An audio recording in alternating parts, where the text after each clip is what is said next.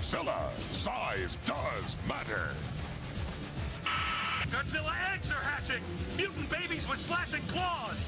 Lock and load! These babies are packed with mutant attack powers! Electro nets are shredded! Our battle shields are failing! Wait! Nick's repelling into position! Fire! Oh no! Something big is coming! It's Godzilla! We need bigger guns! Godzilla babies, hatchlings, action figures, and Supreme Godzilla each sold separately from Trendmasters. You're listening to the Electronic Media Collective Podcast Network. Yeah, it's a mouthful. For more great shows like the one you're about to enjoy, visit electronicmediacollective.com. And now, our feature presentation. And we are back. Everyone, welcome back to the wonderful world of the movie graveyard. We are dipping into some more late 90s, 1998 to be exact. We got another 20th anniversary film to celebrate here tonight. Yes, it's very controversial, and because there was so much controversy in history and whatnot with this film, I had to bring in some friends. I had to bring them back up because I alone could not know all the useless junk and facts that there is to know about this movie. So first of all, I am not a lifelong Kaiju fan, although I am a Kaiju fan, but I wanted some real experts here. So right off the bat, I got Matt and Byrd from the award-winning podcast Kaiju Transmissions. Matt, Byrd, how you guys doing tonight? I'm doing great. Some of that information may not be true, but I'm not going to tell you what. There you go. I would say it's probably the award. Yeah. I'm going to make an award and mail it to you guys so you can officially tout that. Also, you might know this next gentleman from a lot of different things. He's actually been on this podcast before. The co-creator of the Second Run podcast. Now he just kind of goes around wherever he pleases, kind of like the Undertaker in WWE. Everybody, welcome back to the show, Jelly, who also is a long time giant monster Godzilla fan. Jelly, how you doing tonight? I'm quaking in fear at the moment. So yes, without further ado, I have to say we are covering the very I want to say popular, but I don't know if that's really the word. It's just literally one of the most marketed films, well-known films, probably of the last maybe 30, 40 years. Some it's films, infamous. It is infamous. Some films, for example, Star Wars, they live on forever because of the huge fan base. This one lives on forever because they literally promoted it. They started the promotion before they even, made the actual movie. But, we'll get into all that. So we are going to go cue this up. This film has been released numerous times on home video formats. Besides, obviously, VHS, there was 2 different DVDs. There's actually been 2 different Blu-rays of this. I'm rolling off the newest Blu-ray. I think everybody else here is going off some version of the DVD. We are literally at the 0 second mark. Have you said the movie yet? Yes, Godzilla 1998. It doesn't really matter. I just always assume... not that you wouldn't know from the episode title. Right. That's that's what But yeah, we Did are. Byrd write this intro for you? Have they listened to our show? Because they're very similar at this point. Are they? But without further ado, everybody grab your DVD, Blu-ray, whatever, PlayStation controllers, or whatever you guys have. We are literally at the 0 second mark of this DVD/Blu-ray. Just a black screen. Once we hit play, we'll get the TriStar logo. But I'm going to say 1, 2, 3, go. When I say go, everybody hit play on your remotes. All right, is everybody ready with remote or controller in hand? Oh, yeah. Yes, I am. All right, everybody. 1, 2, 3, go. All right. Thank you for having us. I always like showing up on this show. I've been on a few of these, and yeah, it's always a good time. And Goat, I feel like I need to say this every time we do anything. As crazy and nonsensical as you are, and as much as we disagree, because if anyone looked thanks for letting my audience know that now. Well, if anyone looked at any piece of a conversation I've ever had with you, you'll see that I just usually just find you crazy. But all that being said, for real though, you are one of my favorite people to podcast with. I just always feel like I need to bring that up. Well, thank you so much, Byrd. All you guys. This opening to this movie is aces. I want to say that right off the bat. The opening credits to this movie are actually so good that Legendary has used them twice in 2014 and in Skull Island. There you go. Yeah. But no, this is a nice sequence, and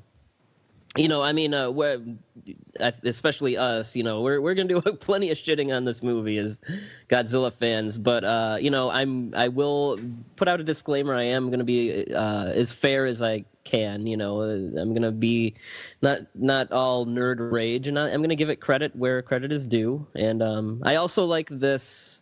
I have some issues with the score, but this theme here is also really nice. The David Arnold theme. I mean, better.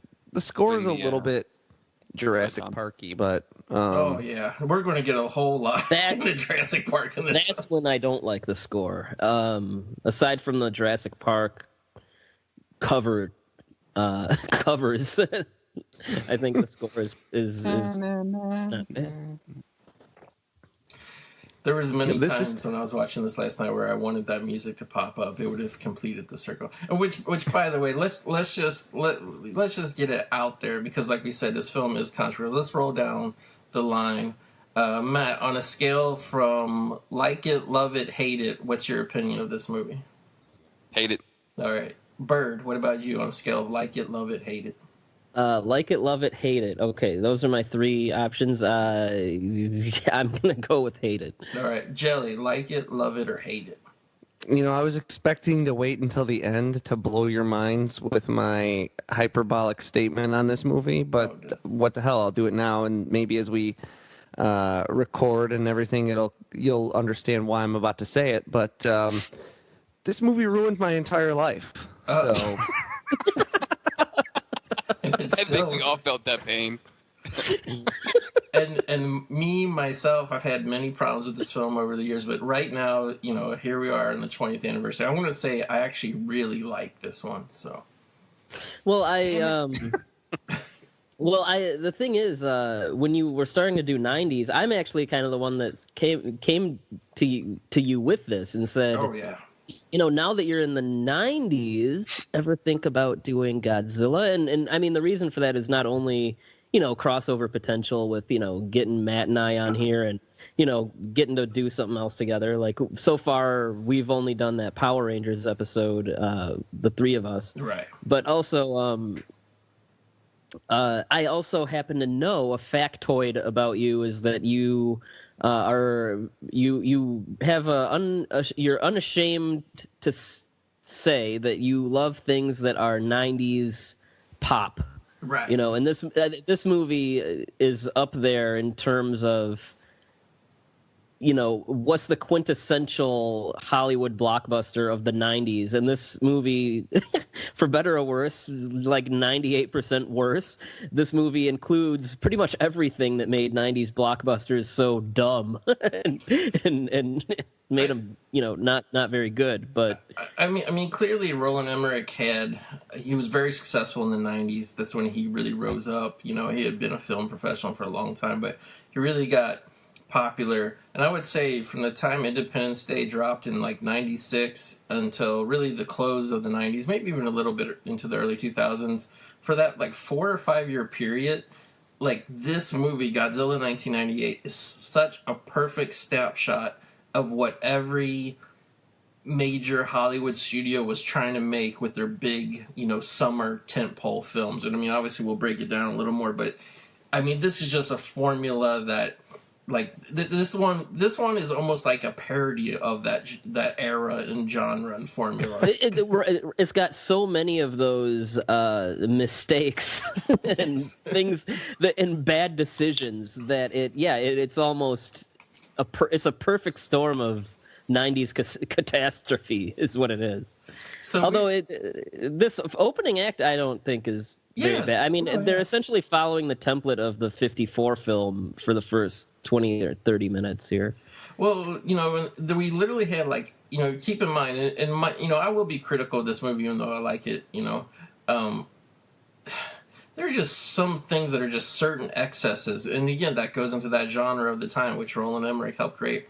But the 8 minutes opening intro credits, you know, I like when movies really try to entertain you back then. We had the whole backstory of these islands where they were doing nuclear tests, and we saw iguanas, you know, scurrying and swimming and all that kind of stuff. Like, I gotta ask you you guys this question as, you know, long time. I mean, I want to say lifelong, but I mean, can we say all three of you guys are lifelong Godzilla fans? I mean, is that fair? Oh yeah. Yeah. Oh yeah. So as I mean, don't you think that opening thing was kind of like, are you fucking kidding me? Because that whole opening credit, even though it is a really well done, cut together credit sequences, like before the movie even properly starts, they've kind of demystified the whole origin of this version of Godzilla, right? Yeah, I turned it off because the Yes iguanas. and no. Like, I mean, it's a tough, like, by this point, what is Toho had already done that to Godzilla. So, like, and they had done that in 91 with Godzilla versus King Ghidorah, where they went back and basically showed you his whole origin. So Toho had already done it. So it's not like they were doing anything there that Toho hadn't already done, except the insinuation that Godzilla is a big iguana Right. instead of a dinosaur, you know. And that's a tough, like, it's tough because like they really hammer this iguana thing home, and they maybe could have just shown a whole bunch of different creatures instead of just iguanas, and then like, you know, when Godzilla, like, people wouldn't be like, oh, he's an iguana. They'd be like, oh, he's just some animal. Or Hey, it's this guy, not Matthew Broderick. This guy. This guy's in like The every red-haired guy? Yeah. Yeah. So it's a yes and a no for me on that goat. Like, Just to me, that like, and this is where this film really drew my criticism, like literally when it came out, because they were very secretive of, you know, they kept the creature under wraps. So I mean, they meant to keep it literally under wraps, the appearance of it, until opening day. Some images of some toys or whatever leaked out, but like, yeah, to me, just insinuating that he pretty much is either an iguana or some kind of like Komodo dragon or just whatever he's supposed to be. Like, I would think, you know, because obviously these tests were, you know, I would gather were supposed to be done in the 40s or 50s, these nuclear tests, and obviously it was affecting this like habitat and these wildlife. I would think this is something where, because this Godzilla is so huge and so tall, like, I just don't think like he was just like one random egg that popped out. I would have think like these creatures, if you're going to literally take it from just a regular animal evolving up to this giant like creature, I would think there would have been generations of this thing growing bigger and bigger, right? So I mean, to me, it's almost kind of like a built-in plot hole, like right away. Like, it makes no sense how, you know, either just one creature would have been born that would have grown that big, or if like there were generations that grew successful, you know, sequentially. I can bigger tell and bigger. you that I can tell you some of that would have been addressed in the sequel that never got made. So yeah, so there was like a Japanese, I guess, fishing boat trawler that got attacked by Godzilla. And now I want to hear your guys' opinion. Jean Reno gets introduced here as a French Secret Service man who interviews the only survivor, this elderly Japanese man. And they ask him, what did you see, pretty much? And he just keeps saying, Gojira, Gojira, Gojira. Now, Gojira, that is Godzilla's real Japanese name. But it's not pronounced Gojira, is it? It's Gojira, Okay. which is, you know, that's more or less what I mean, I have my TV muted, but that's what I remember the old man saying. But then, yeah, it's funny because later Maria Pattillo shouts, "It's Gojira, you moron!" Right. And it's weird because they really like they cut back like that interchange between the old Japanese man and Jean Reno. It's supposed to be like it's being videotaped, and they show that tape like a couple times throughout the movie. And I remember there being like somewhat of a controversy. People being like, well, they don't, you know, Emmerich or whoever it was, like they didn't even know how to pronounce it, or, you know. I mean, that wouldn't surprise me. But I don't know. I thought that would have been more of a controversial point with you guys, but. I mean, there's so many controversial points in this movie. Screwing up the name is the least of this film's worries, I think. Speaking of screwing up the name, we just passed what's probably already like the 100th Totopoulos. Dr. Adamopoulos. I don't know what the hell. Tadopoulos? You know, the one thing that I can say. So, isn't the creature designed by Patrick Tatopoulos. Patrick? Yeah, So do you think he's a very well-known, respected creature designer. He's done a whole lot of movies, whole lot of stuff. so? Do you think that's like that actually happened to him? He's like, hey, this guy should be named this, and his, my name was pronounced wrong a lot. Like It had to be Emmerich, like whatever, like.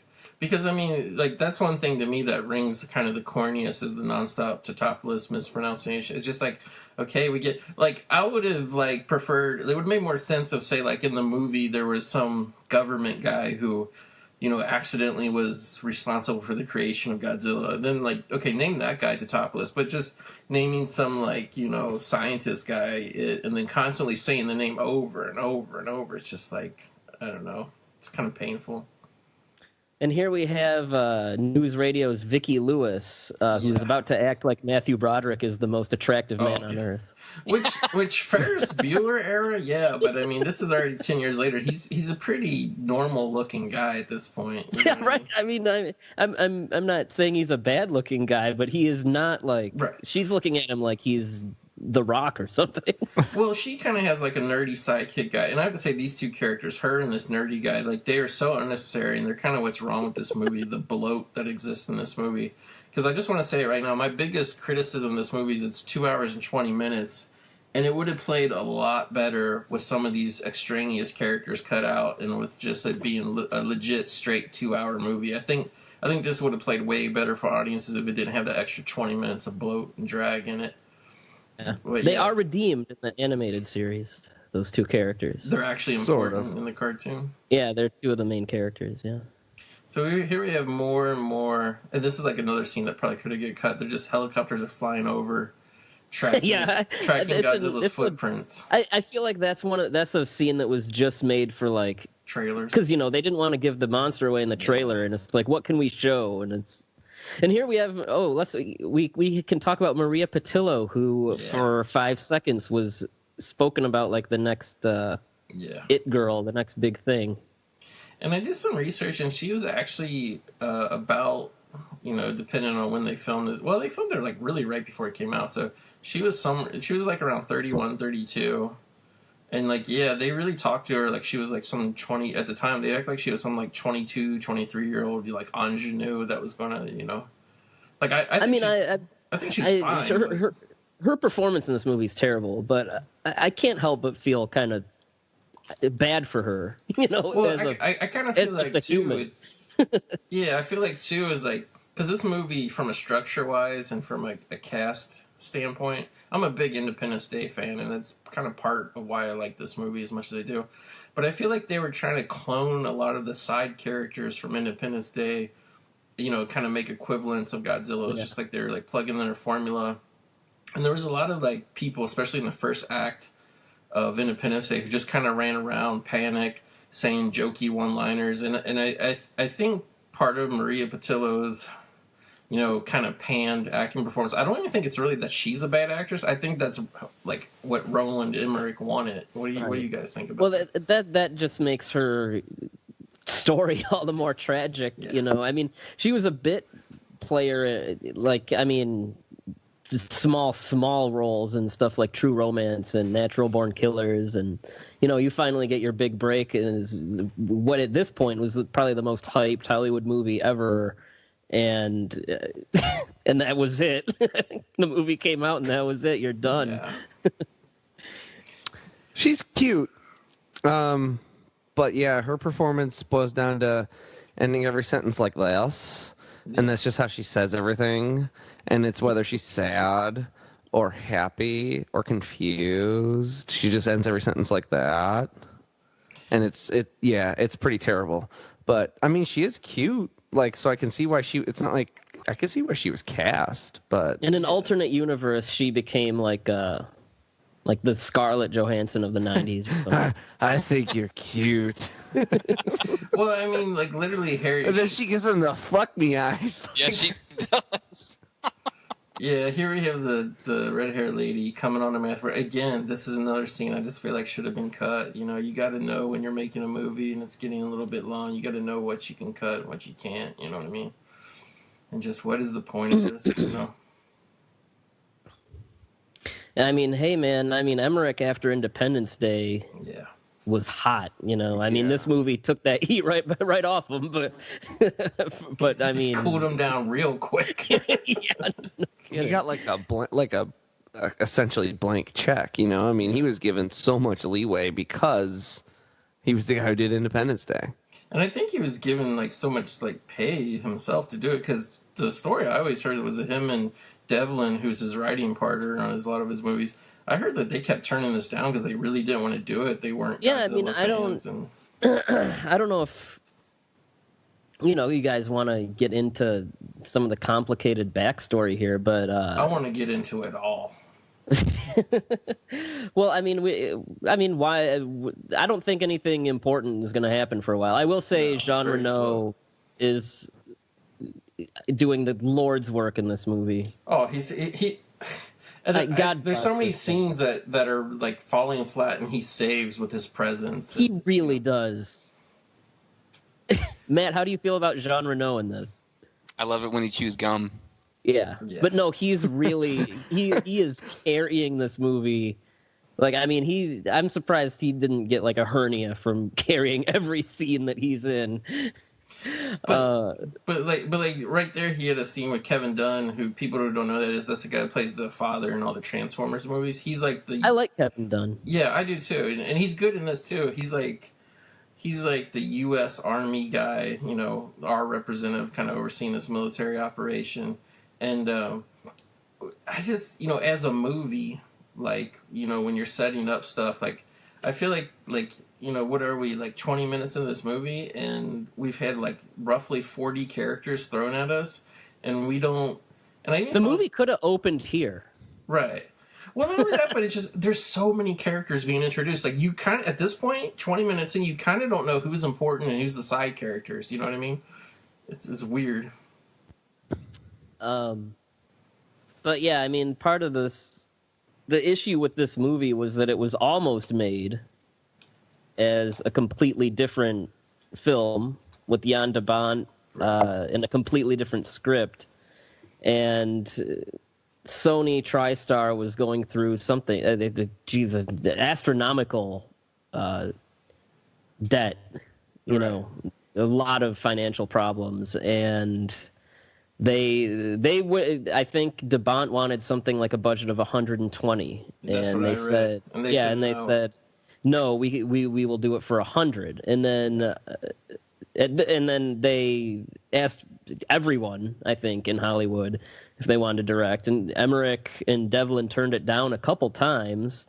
They were pitching this kind of a movie like Deep Impact or Armageddon, but since those two movies were already, you know, in production, they didn't have a movie, you know, and so eventually they agreed to do this. And I mean, at this point, Toho, you know, they were still getting, you know, rights renewals and stuff for the American version, but I mean, they wanted a movie out. At this point, they had ended their Godzilla series to help, you know, kind of build this anticipation for this Hollywood version. And, you know, and eventually, you know, when their movie wasn't able to get made, Devlin Emmerich signed on, and Toho released Independence Day in Japan. It made $1 gazillion, which is why they were kind of desperate to get them on board, and because Toho made a lot of money on Independence Day.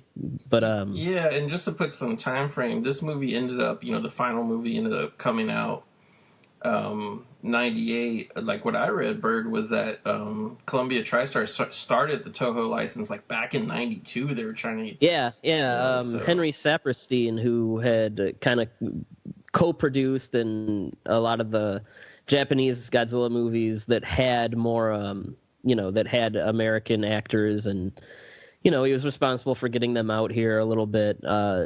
He always pushed for a Hollywood version, and it was in 92 that the rights were sold to Sony. And Devlin Emmerich, it's interesting because they turned the movie down because they felt Godzilla's reputation was too campy. And it's interesting because I think this movie is fairly campy. So, I mean, it's just a matter of...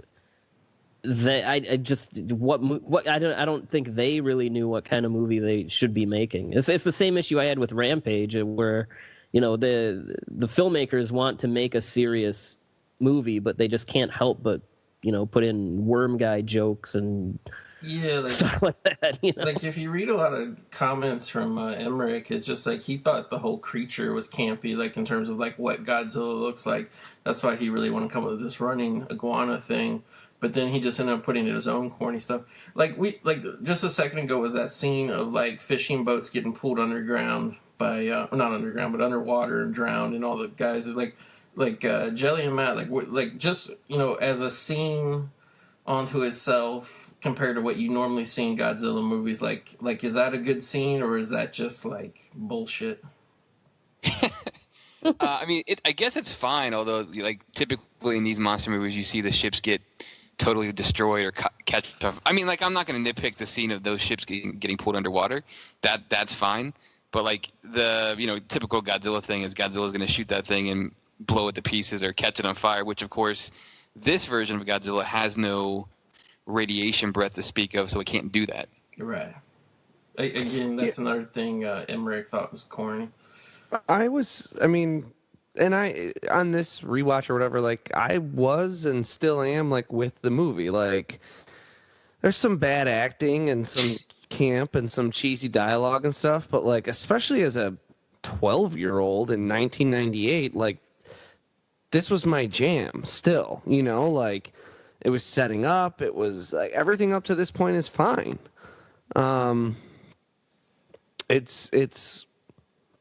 It's later that the movie goes to shit. Yeah, I'm right there with Jelly. I mean, for the first half an hour, like I'm into it. I'm enjoying the film, and then Godzilla shows up, and once you see the first glimpse of the creature, that's kind of when I'm like, oh, this is bullshit. I can't. And then for the rest of the movie, I just remember thinking because my dad told me as we're walking into the theater, he's like, I hope you're not disappointed, and I should have taken that advice to heart because. As a 12-year-old, I walked out just completely crushed. I mean, that's what happens when you're a kid and you have these unrealistic expectations. But, I mean, this movie killed 12-year-old me. I didn't have that experience. Yeah, one thing I'm curious about, because I'm a little bit older than you guys, I was actually 20 when this film was actually released in theaters. So, like, I kind of had the disappointment, and, like, I was never, like, a big Godzilla fan, but I just seen a few movies and I knew the character, and I was like, oh cool, they're going to make a huge budget Godzilla movie. And I'm like, it just became kind of that Hollywood thing of like, oh, this is our version of it, this is our interpretation, and like it's like, well, nobody wants your fucking interpretation of whatever. We want Godzilla, so well, it's like, and that is like Devlin and Emmerich were given a like, like, and this happens on a lot of movies. You get that like Bible of like, these are the rules that you have to follow. Yeah. Toho gave them I think it was 75 or 95 page Bible of stuff they had to follow. Every like rule that Toho had, they followed, but like technically followed, but like did it in the biggest prick way possible. Yeah, like I can give you a few examples. One of them is Godzilla can't eat people. So Godzilla doesn't eat people, but the baby Godzillas eat people. Godzilla can't die. Godzilla dies, but a baby lives. So technically, there's a living Godzilla. He has to have a breath weapon. Instead of giving him, his iconic radioactive breath, he has that like hot wind or whatever. Fish breath. I don't know. Yeah, force breath is what I think they were calling it. Yeah. So yeah, but I mean, people, Godzilla fans are like, oh, they ruined it. They ruined it. But I mean, people are really not very critical of Toho. This movie had to get through them. It had to get through their Bible, their rules, their mandates, and it did. And I mean, they were so desperate to make this movie after almost, they didn't want to let this wait anymore. And they had Emmerich, they had a hot name attached to it, and they weren't going to say no. They wanted this movie out, and that's why we have... This whole scene was a trailer. Yeah, I was going to say, it's awesome. It's the scene where Old Man is fishing, and then Godzilla's like coming in and creating a tidal wave, which was destroying the pier. Which, like, I gotta say, like, like seeing that now, and you know, like you don't want to watch a Godzilla movie and be like, oh, that's fake. But I had a hard time believing that old ass man was outrunning Godzilla, sprinting a marathon away from the monster. No, I like this scene too. I was gonna say This I scene has love been this. ripped off in many Godzilla movies since. By the way, Yeah, this the way attack he on yeah. fishing market with, I mean, just how his spines come out of the wall. I mean, even GMK has a scene Yeah, almost DMK literally rips it out. exactly like. Yeah, I love the sequence, the way he came up over the bridge and all that, and he had boats on his back that were falling and crushing cars. Like, there's so many people that, like, if you just pay attention, even this guy that falls out of the truck that he picks up in his mouth, like, there's so many people that, like, just logically, and I understand PG-13, you know, kind of cartoony violence, whatever, but look at this. There's no way that, like, anybody lived, you know. They're all dead. Yeah, they're all dead. Like, because a big thing that I wasn't really familiar with in other Godzilla movies, and you guys can correct me on this, but like I just wasn't used to like Godzilla picking shit up and dropping it on everybody like non-fucking stop the way they do in this movie. Yeah, the 54 movie has a little more of that, but And 85.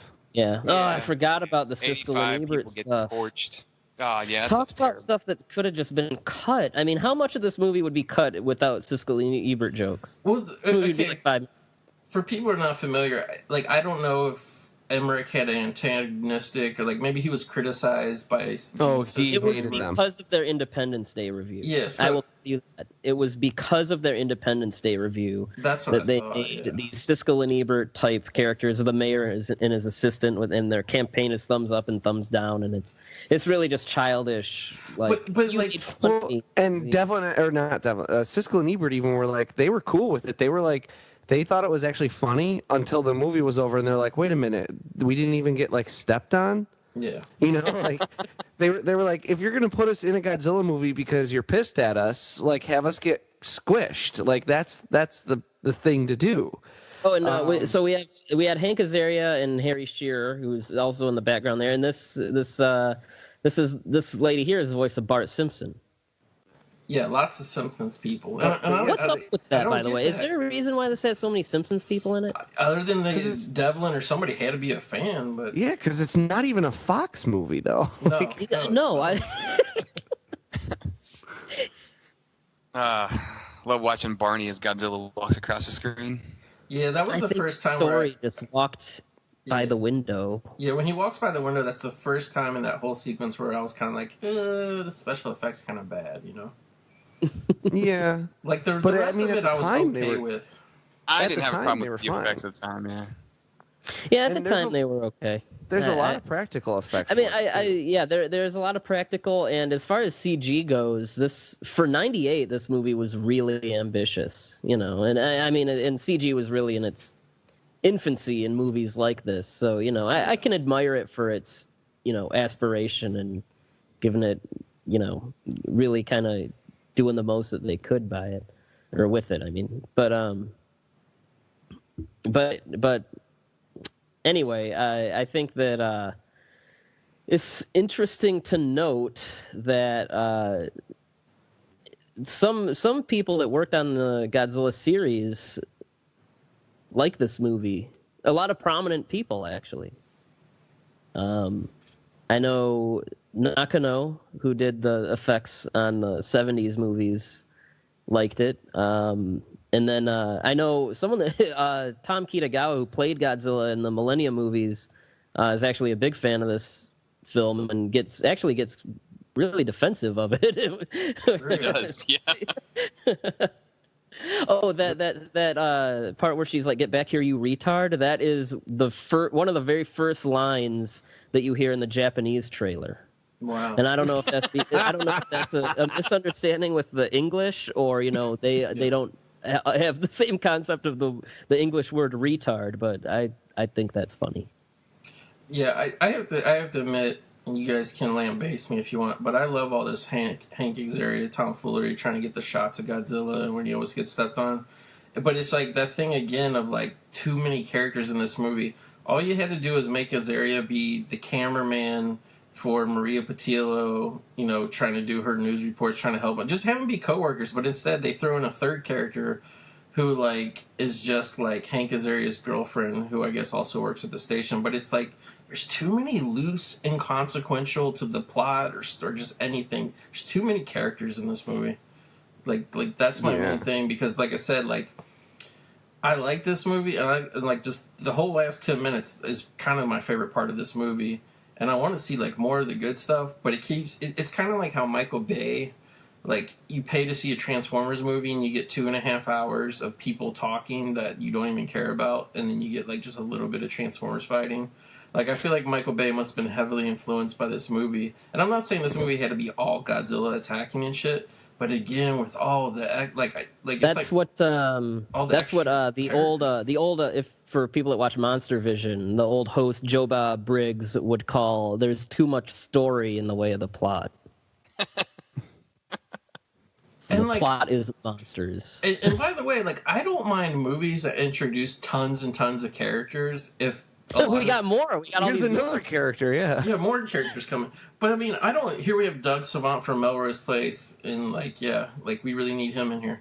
But but I just feel like I don't mind you introducing dozens of characters if a lot of them are gonna die, or if they're germane to the plot somehow. But like how did when Dean Devlin wrote this script, like he literally had to be coming up with like entire characters, new characters, just to say like 1 or 2 extra lines. You know what I mean? Like, it's just I don't know. It's weird. Well, Goat, I don't think you've seen it, but Tom and Matt, that reminds us of a certain recent Godzilla movie too, doesn't it?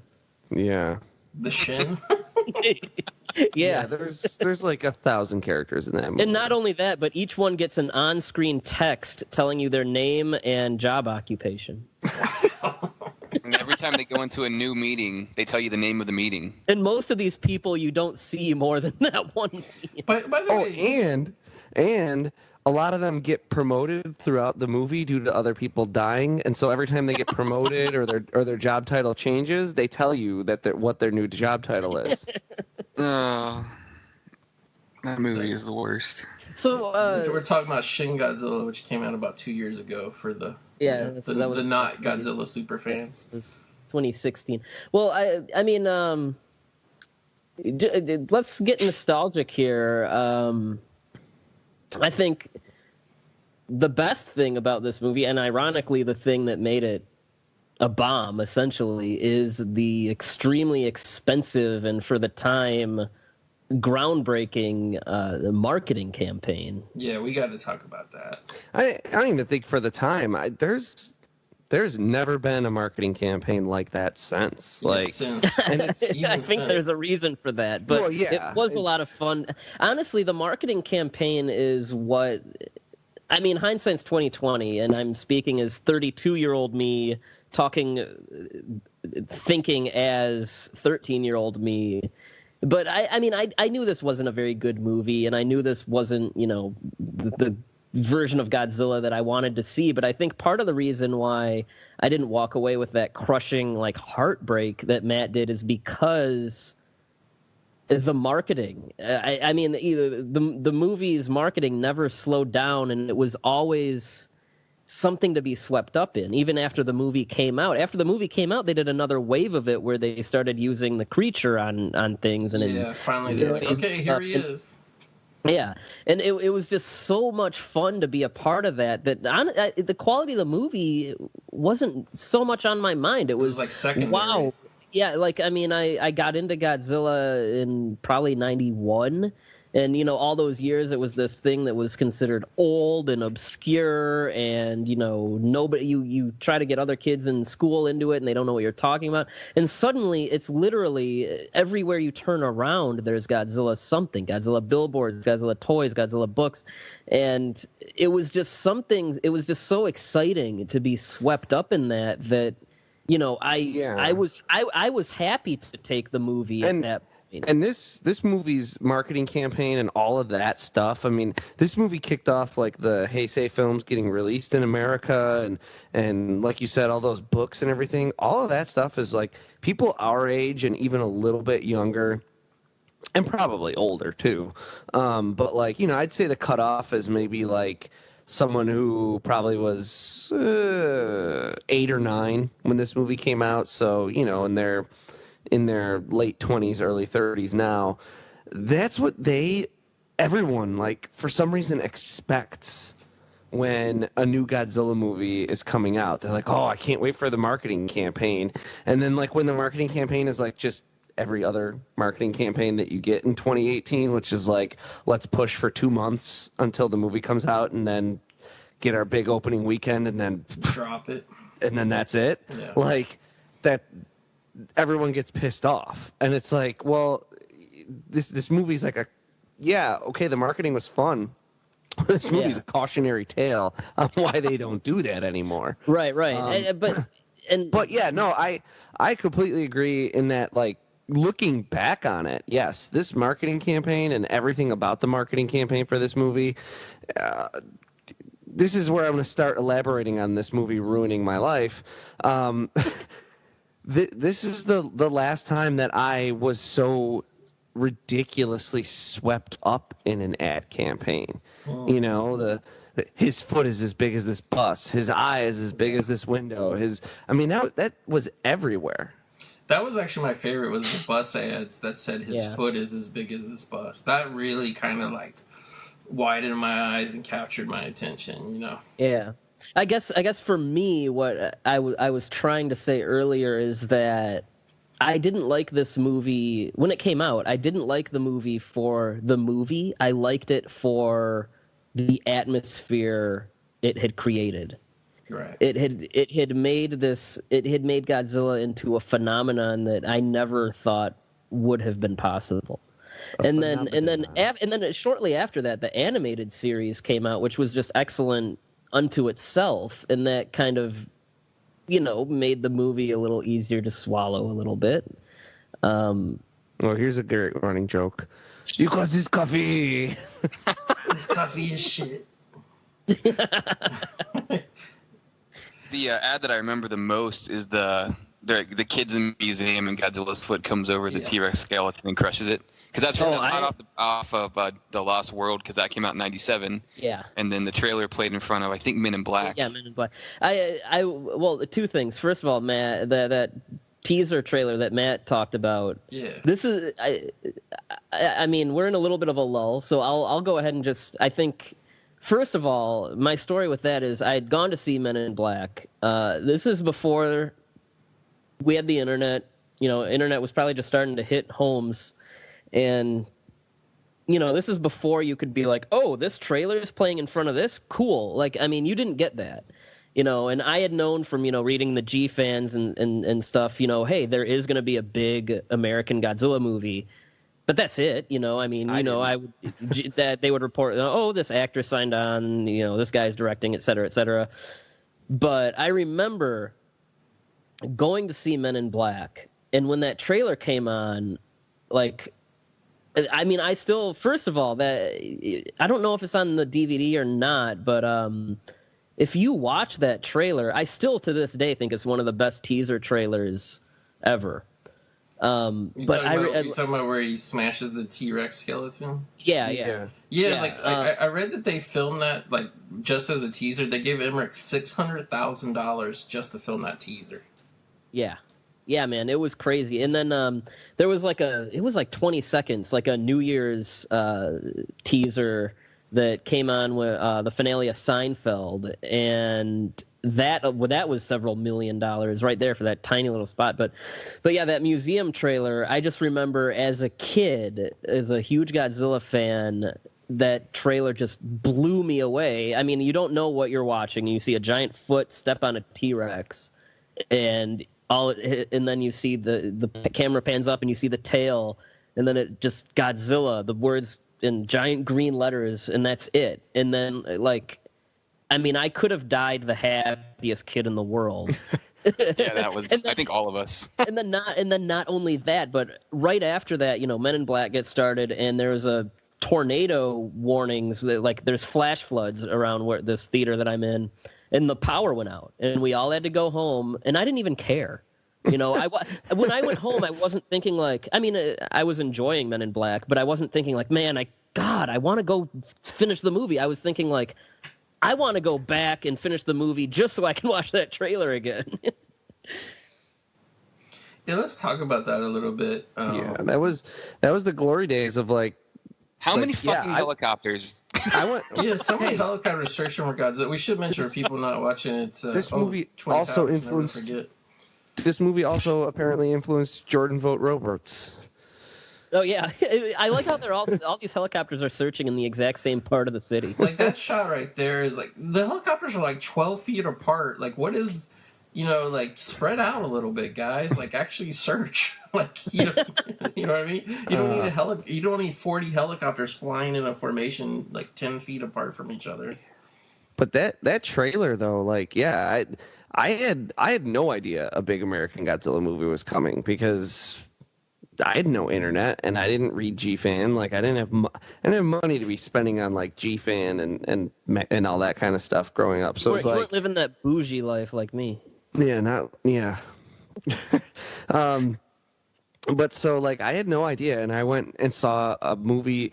I guess it was Men in Black, but I mean, I went and saw a movie in the theater, and that was the first time I like heard about this movie, and yeah, it blew me away, and yeah, I could not have been more excited. I could not have been more into this movie's ad campaign. I was unflinchingly, blindingly excited for this movie with no reservations, no thought of, hey, maybe it won't be good. Like it was just pure, unadulterated excitement.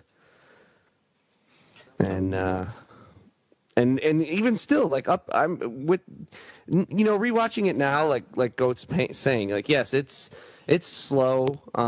We should be a good like 10 to 15 minutes further in the action than we are right now.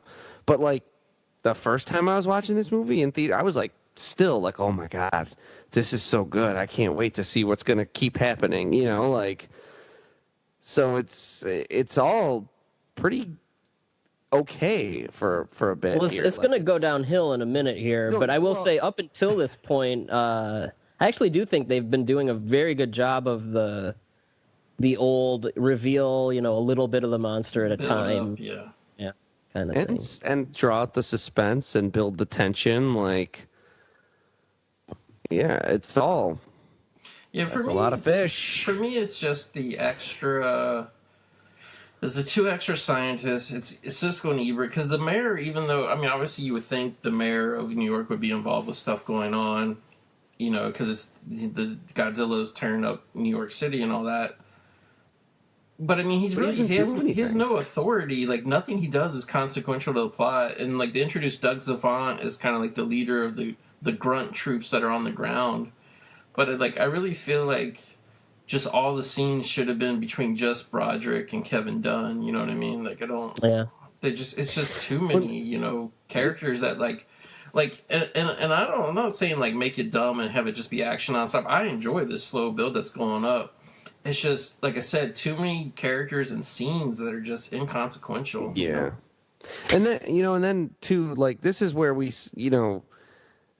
in hindsight, you start getting into the movie's problems. Like, by making him an animal, as in, this is something that you don't really think about, but by making Godzilla an animal and not a monster, and a biological animal that you have to explain, is where Goat, you talked about like, oh, by making him an iguana, you kind of introduce a plot hole, right away.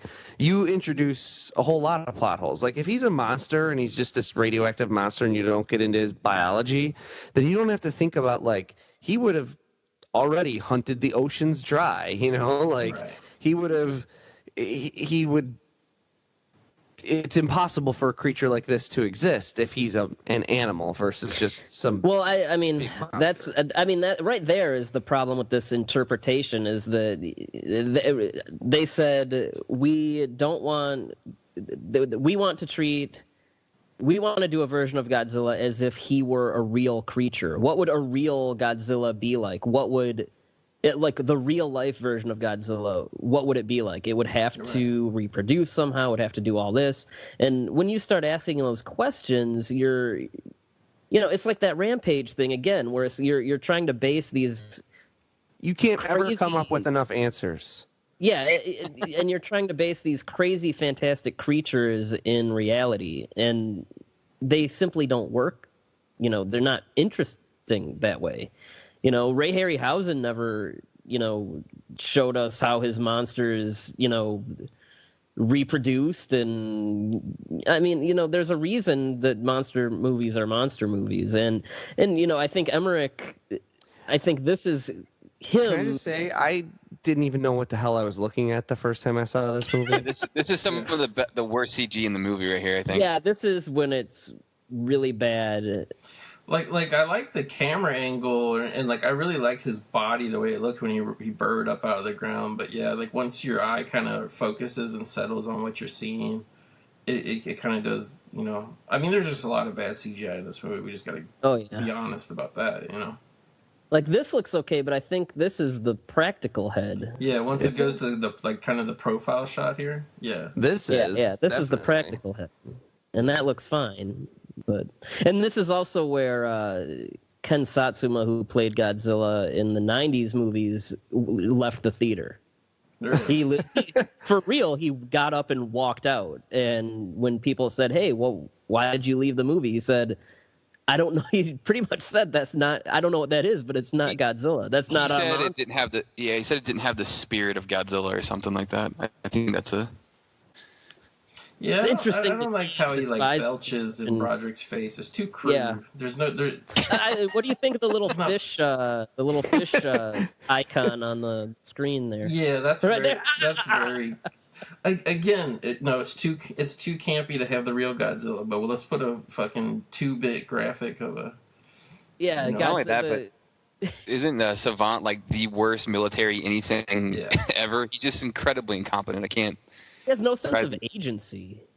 And what I don't like, see, like here, like when the soldiers see him and see how big he is, there's like that wow factor, and it's trying to bring that majestic feeling of like this grand creature back all of a sudden. But that was after he just like kind of like puked in Broderick's face. Like you can't mix the goofiness with like the Jurassic Park all. Yes, and this music gives it away what they're trying to replicate here. They're trying to replicate the Spielbergian, sense of wonder that the first dinosaur appearances in Jurassic Park have.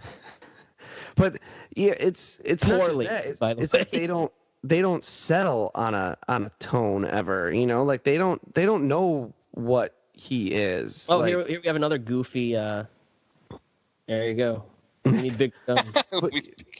but they have their sentimental look at the grandeur of this, but like it lacks that Jurassic Park like moment of yes, it's grand, but like shouldn't ever happen type of thing. Like there's not enough like I don't know, is it consequences or something? Like it lacks that sort of that serious bit, and yet at the same time it tries to have it, and it never quite lands on the right tone, and it never. I agree. It never picks which one it wants to be. Godzilla's never a hero or a menace or even an anti-hero. He's just this kind of thing. And here we have the cop-out fire breath coming here.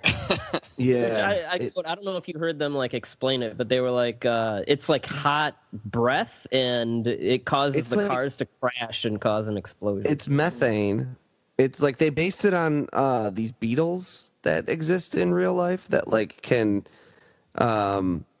actually like they breathe out methane, and they can like create a little electric spark with their antennae or something, and like actually poofed a little bit of fire. And that's what they like based it on. So it's like it's supposed to be like breathing out methane, and it like the fire that's already from those cars like blows up more.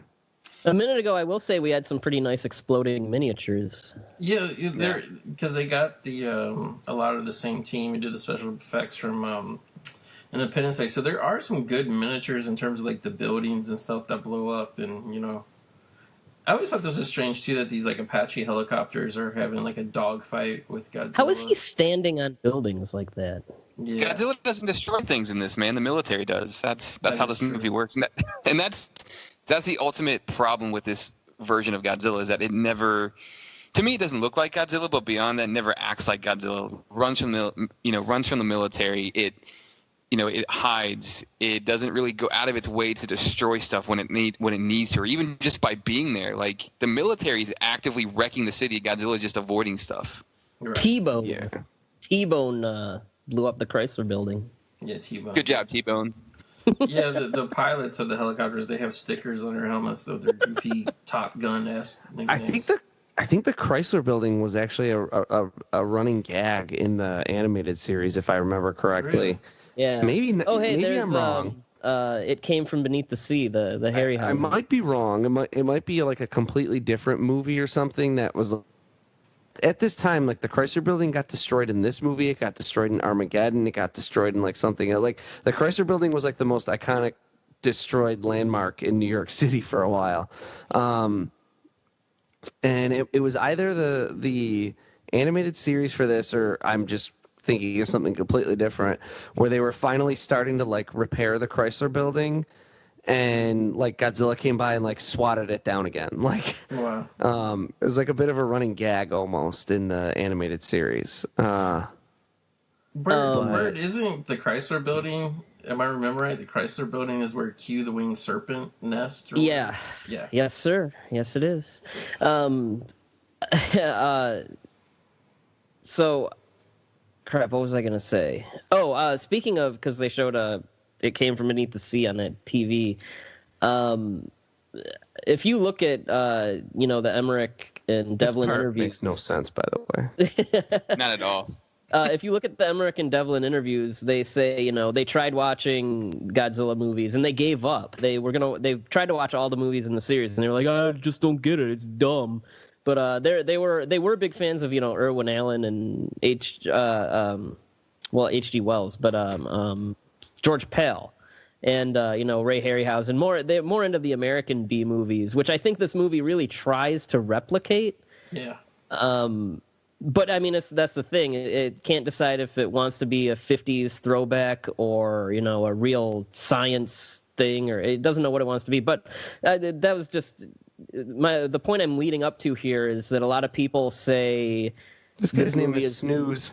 a lot of people say that this movie is more a remake of The Beast from 20,000 Fathoms than Godzilla, and especially this scene, that cannot be more true. I know Matt and I just watched Beast not too long ago for an episode of the podcast, and there are scenes in this in The Beast from 20,000 Fathoms that are just lifted directly for this sequence. From him going from one end of the building to the other, him coming out and attacking the fishing market. I mean, so much of this is Beast from 20,000 Fathoms. It's almost like shameless, really. No, I like this though when he comes and hugs up on the building. Like, I think that's like one of the few kind of for this creature, iconic shots for this creature. Oh yeah, and even as a going back to my first viewing, and that's honestly like a good sequence now watching it. Like it's got a lot of great choreographed staged action to it. I mean, the part with the Godzilla hiding behind the building and stuff like that makes no sense. But that's all good, and like I was still with the movie. I was struggling with the design at this point, but like I was still like, oh, this is like a lot of. Here's where the movie begins to go like off the rails. Like we had all that, like it was great action, and now I think nothing happens for like the next 45 minutes, does it? Like we're an hour in and we have an hour and 20 minutes left. Jesus. Yeah. and it's this is where you get into like your big problem of never choosing a tone. And Godzilla's he's not a hero, he's not a villain, he's not even an anti-hero. He's just this kind of thing that exists, but there's also no like real threat from him. And so it's that difference between like in the 54 movie, because in the 54 movie, in a lot of Godzilla movies, he's only on screen for a little bit, and most of the time he's off screen and people are like, where is he? Well, in those other movies where he's off screen and people are like, where is he? There's you either do or do not want him to show up, and the tension is all built around that. Like in the 54 movie specifically, you don't want him to show up because he's going to show up, he's going to destroy the city. Like, it's all built around that, like, huge destruction sequence. In, like, 2014, for example, you do want him to show up because there's the other bad monsters, the Mutos are out there, and, it's all built around having him show up to stop them. In this, it's like, if he shows up, they're just going to kill him. And if he doesn't, he's just going to hide and not destroy anything. And so it's like, it's just boring. There's no tension built around it. There's no reason to care whether or not he shows up again. Sure, he's going to get a pregnancy test. Here we just have, they're slamming on the brakes to attempt character development and, getting into this backstory of these two, star-crossed lovers. Right, and this is not an interesting not only that, human but element. It's really not done that well. I'll be honest with you. I mean, I like Broderick. I don't mind Pattillo too much. Like, I don't mind these scenes being in the movie per se, but I really agree with. I read some stuff where Dean Devlin said one of his big mistakes. Well, first he said the first big mistake was like how you guys are talking about.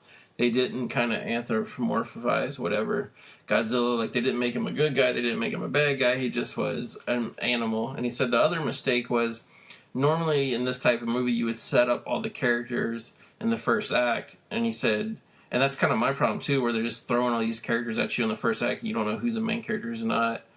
He said, instead of setting the characters up in the first act, we did it throughout the movie in the second act. And I think that's what leads to some of this bloat besides all the extra characters. Is like all this stuff could have been established way earlier because now Godzilla's on the loose. We've seen him, we've seen him attack twice. Why do we want this now?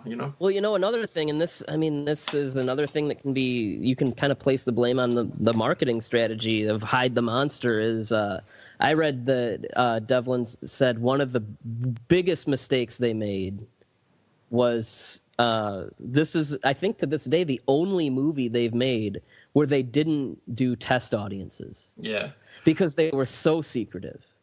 And he said if we had done test audiences, we probably would have come up with a better movie. We probably would have been able to cut a lot of the stuff that didn't work. But, I mean, Toho and TriStar, everyone was so insistent on not giving away anything that they didn't do test audiences. And so the cut of the movie that came to theaters is the cut of the movie that... It's like the rough cut, kind of. Yeah, we're essentially watching a rough cut, and I think that they're onto something. I think that this movie probably could have lost about at least 20 minutes if they had tested it. Yeah, there was another recent movie. It was very controversial, and I want to pull the dick move here and bring this comparison up. There was another recent controversial, big, popular movie, and I'm sure you guys know what I'm talking about, where they made the movie with the first draft of the script. They kept it because of the secrecy. They didn't do whatever. It ended up being the longest movie in the franchise. And so I'm going to pose this question. Are you talking about Star Wars? Yes. I'm going to pose this question to I thought Tom has forbidden you from ever talking about Star Wars. Well, I just want to pose this question to you guys because this came screaming back to my brain rewatching this movie and thinking about the controversies, because I made peace with this Godzilla 98 movie, but I definitely get why more hardcore Godzilla... Wait, hold on. Why did he label his tape top secret? Because it's top secret. But yeah, like... So I'm going to just pose this, and I want you to hear all your guys' reactions to this. I feel like a lot of the criticism that was ducked or dodged or slapped away from Last Jedi was basically, could be applied to this movie very directly. Someone could easily say, well, Roland Emmerich is subverting expectations with this film. Roland Emmerich is fans of this movie would have said that. You could say Roland Emmerich, the Godzilla was a long-running series. Roland Emmerich was trying to leave the past in the past and move forward into a new direction. You could easily say, Roland Emmerich was trying to take this thing that had been this cult phenomenon and broaden the audience, like where Star Wars really their number one goal right now, and it's no secret, the producers want a more female audience to the point where they kind of have a burn rate philosophy that they're willing to burn off the old fans. And I think Emmerich kind of somewhat thought that way morbid. too. There's a somewhat morbid part of me that wonders, although I don't actually wonder, what the fandom would think of this movie if it were similar, but done by Toho. We saw made that with by Shin a Japanese Godzilla, director. and we know the answer to that. Because a lot of what people, a lot of what hardcore Godzilla fans raged on this movie for were like, things that definitely bother me as a Godzilla fan, but like as just a person who. That's some bad CG in there. Oh, and then also he's completely silent, which is fucking awesome. As he burrows through the earth, he's completely silent. It's stuff that I got over pretty quick and was like, okay, well, let me just try to watch this movie as a movie. It's like Godzilla's not a dinosaur anymore. He doesn't look like Godzilla. He, can be hurt by weapons. He doesn't, all these things that like, and then it's like Shin Godzilla comes along and he started as like a microbe and, he's this oozy pile of like disgusting flesh and, Hideki Anno wanted him to like fart to fly and like all this stuff that's like and these same people who raged against this movie for these kind of complaints love Shin Godzilla for those exact reasons where they're like, oh my god, it's so different, it's so unique, it's so I guess I have to readjust my definition of what makes Godzilla and all these things, and you're like, well, it's just so weird because I've long maintained that I can watch it as not a Godzilla movie, but that's still a shitty movie. Well, I mean, strip away the fanboy stuff out of that, and okay, what was Roland Emmerich doing with this, and what was Anno doing with that? I mean, let's take a look at these two directors. Neither of them really wanted to make a Godzilla movie. So they just made the movie they wanted to make with the Godzilla title. I mean, Anno, it's not that he didn't like Godzilla, but he's more into Ultraman and the hero stuff. And Shinji Higuchi had to beg him multiple times to make Shin Godzilla, just like Emmerich had to be begged multiple times to do this. And I think both of those guys, if you have to draw a similarity there, were like, I'm not interested in making a Godzilla movie. I'm interested in making a Spielbergian disaster monster movie, or I'm interested in making this call to arms for the Japanese, military and, this Slop criticism monster. of the Japanese constitution. And I mean, that's what those guys did. They did not make Godzilla movies. They didn't want to.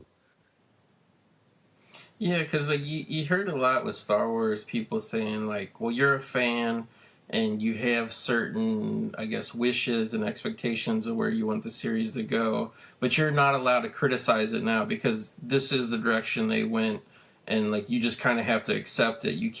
You're not allowed basically to criticize the movie for what you wish it was. And like I have to say, like JFK in that shot. Yeah, I have to say that's kind of bullshit because you can't put your hand out and say like, oh, we want Godzilla fans to come give us their money, but then not expect Godzilla fans to give you their honest opinion afterwards. You know what I mean? I mean, the difference is I do think Rian Johnson wanted to make a Star Wars movie, where these guys are just, I want to do something else, and I'll work around the parameters of Godzilla. But what do you guys think? And Matt, I want to know what you think, because you really, it seems like out of the three of all you guys, it seems like Matt hates this version the most. What do you think in terms of basically, like, Roland Emmerich, do you think it's an ego thing where he had to do, quote-unquote, his version of Godzilla? I mean, like Byrd kind of alluded to, he's on record as stating, like, they didn't want to make the movie. And when you have that sort of, like, they don't, first of all, they couldn't make it through the series or really give any respect to the series at all. And when you have that kind of mentality going in, then you just kind of shit on the character and just do what you want. I don't know if that's his ego or if that's just, hey, I don't like this one thing, you're making me do it. Okay, I'm going to do it, but I'm going to do it exactly my way and not pay any homage to the original series at all. Like, that's kind of the problem with this movie. And also, getting back to the whole Star Wars thing, I always feel like just because you subvert something doesn't mean that's a good or bad thing. It's just a thing. Like, you subverted. Okay, like what the hell? That's not a quality of being good or bad. It's just, okay, you subverted somebody's expectations. And yeah, I do absolutely hate this rendition of Godzilla. And one thing that bothers me sort of about fan bases sometimes is if you look at Godzilla 2014, there was a contingent of fans, a very vocal contingent, that were like, oh, Godzilla shouldn't have gills, which he has in the 2014 movie. Well, guess what? Toho made Shin Godzilla, where he, like, bleeds out of his gills at one point in the movie. So, like, no one had a problem with that. And Tom and Byrd are right on the money. Like, if Toho made this movie, there would be a large group of people that probably would like it because Toho did it. Yeah, it's one of those things where, I mean, with the stuff with the gills, I mean, it was some of the exact same people, like down to the individual who wavered on that when Shin Godzilla came out. And Shin Godzilla also, to draw more like parallels to The Last Jedi, a lot of its defenders were in it subverted this, it broke this ground, and I mean, okay, that's, like Matt said, that's just a thing. It's not a good or a bad. It's just a thing, and there needs to be more than just brownie points for it. Right. I guess it'll take time until we get further down the line to see if those arguments will shift to what the the general kind of argument of the people who like this movie has shifted to, which is, well, people will tell you, as long as you don't consider it a Godzilla film, it's a good monster movie. Again, I still go back to I don't agree with that. Yeah. My main point. Well, I still go back to my main point of, with him not being good or bad, all of this stuff here is just boring. And this is just boring, and it's been going on for like what, 3-4 hours already. And we have an hour left somehow. I don't. Yeah, but like, going back to the whole thing. I wonder. I was just gonna say, I wonder if that's like in the future, if people go, "Oh, Shin Godzilla," as long as you don't consider it's a Godzilla movie, it's I don't know if that'll happen with Star Wars, with The Last Jedi, but I almost wonder if, because if Abrams ends up making something more conventional, and even if Rian Johnson ends up, with his trilogy making like more conventionally Star Wars movies, if people are like, oh, if you just consider The Last Jedi sort of this one-off, it's much more enjoyable. I wonder if, and it'll take time before we see whether or not that happens. We're in a little bit of a lull say something, here. But I cut him off. I'm sorry. Oh no, I was just gonna kind of come back to like that thing. Kind of lost my train of thought a little bit, but it, like, I think a lot of the criticism, it just, like, I don't mean to just bring up Star Wars just so we can sit around and talk for Star Wars for 20 minutes, but so much of what I heard of criticisms of people who even like The Last Jedi, but their nitpicks, it was more kind of the nitpicks I had with this movie, like where you were saying, Joe, like, this stuff here is boring.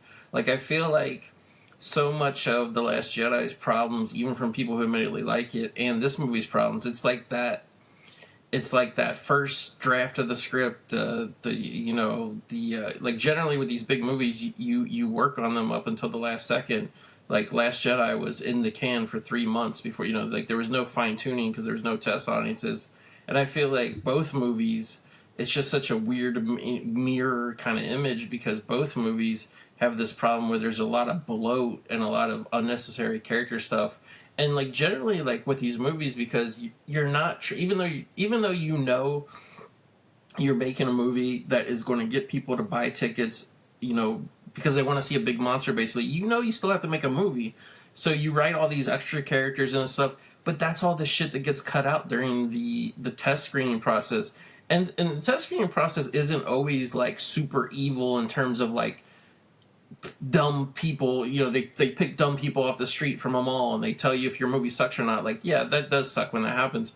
But sometimes just for the filmmakers themselves can sit in the audience and feel, because it's one thing like when you're sitting on your editing bay and you're on a little thing. It's another thing to sit in a big theater with a bunch of people. You can feel the characters that are not important anymore, that you can slice out and give the film a better pace. And you got to do tests. Yeah. You really do. I mean.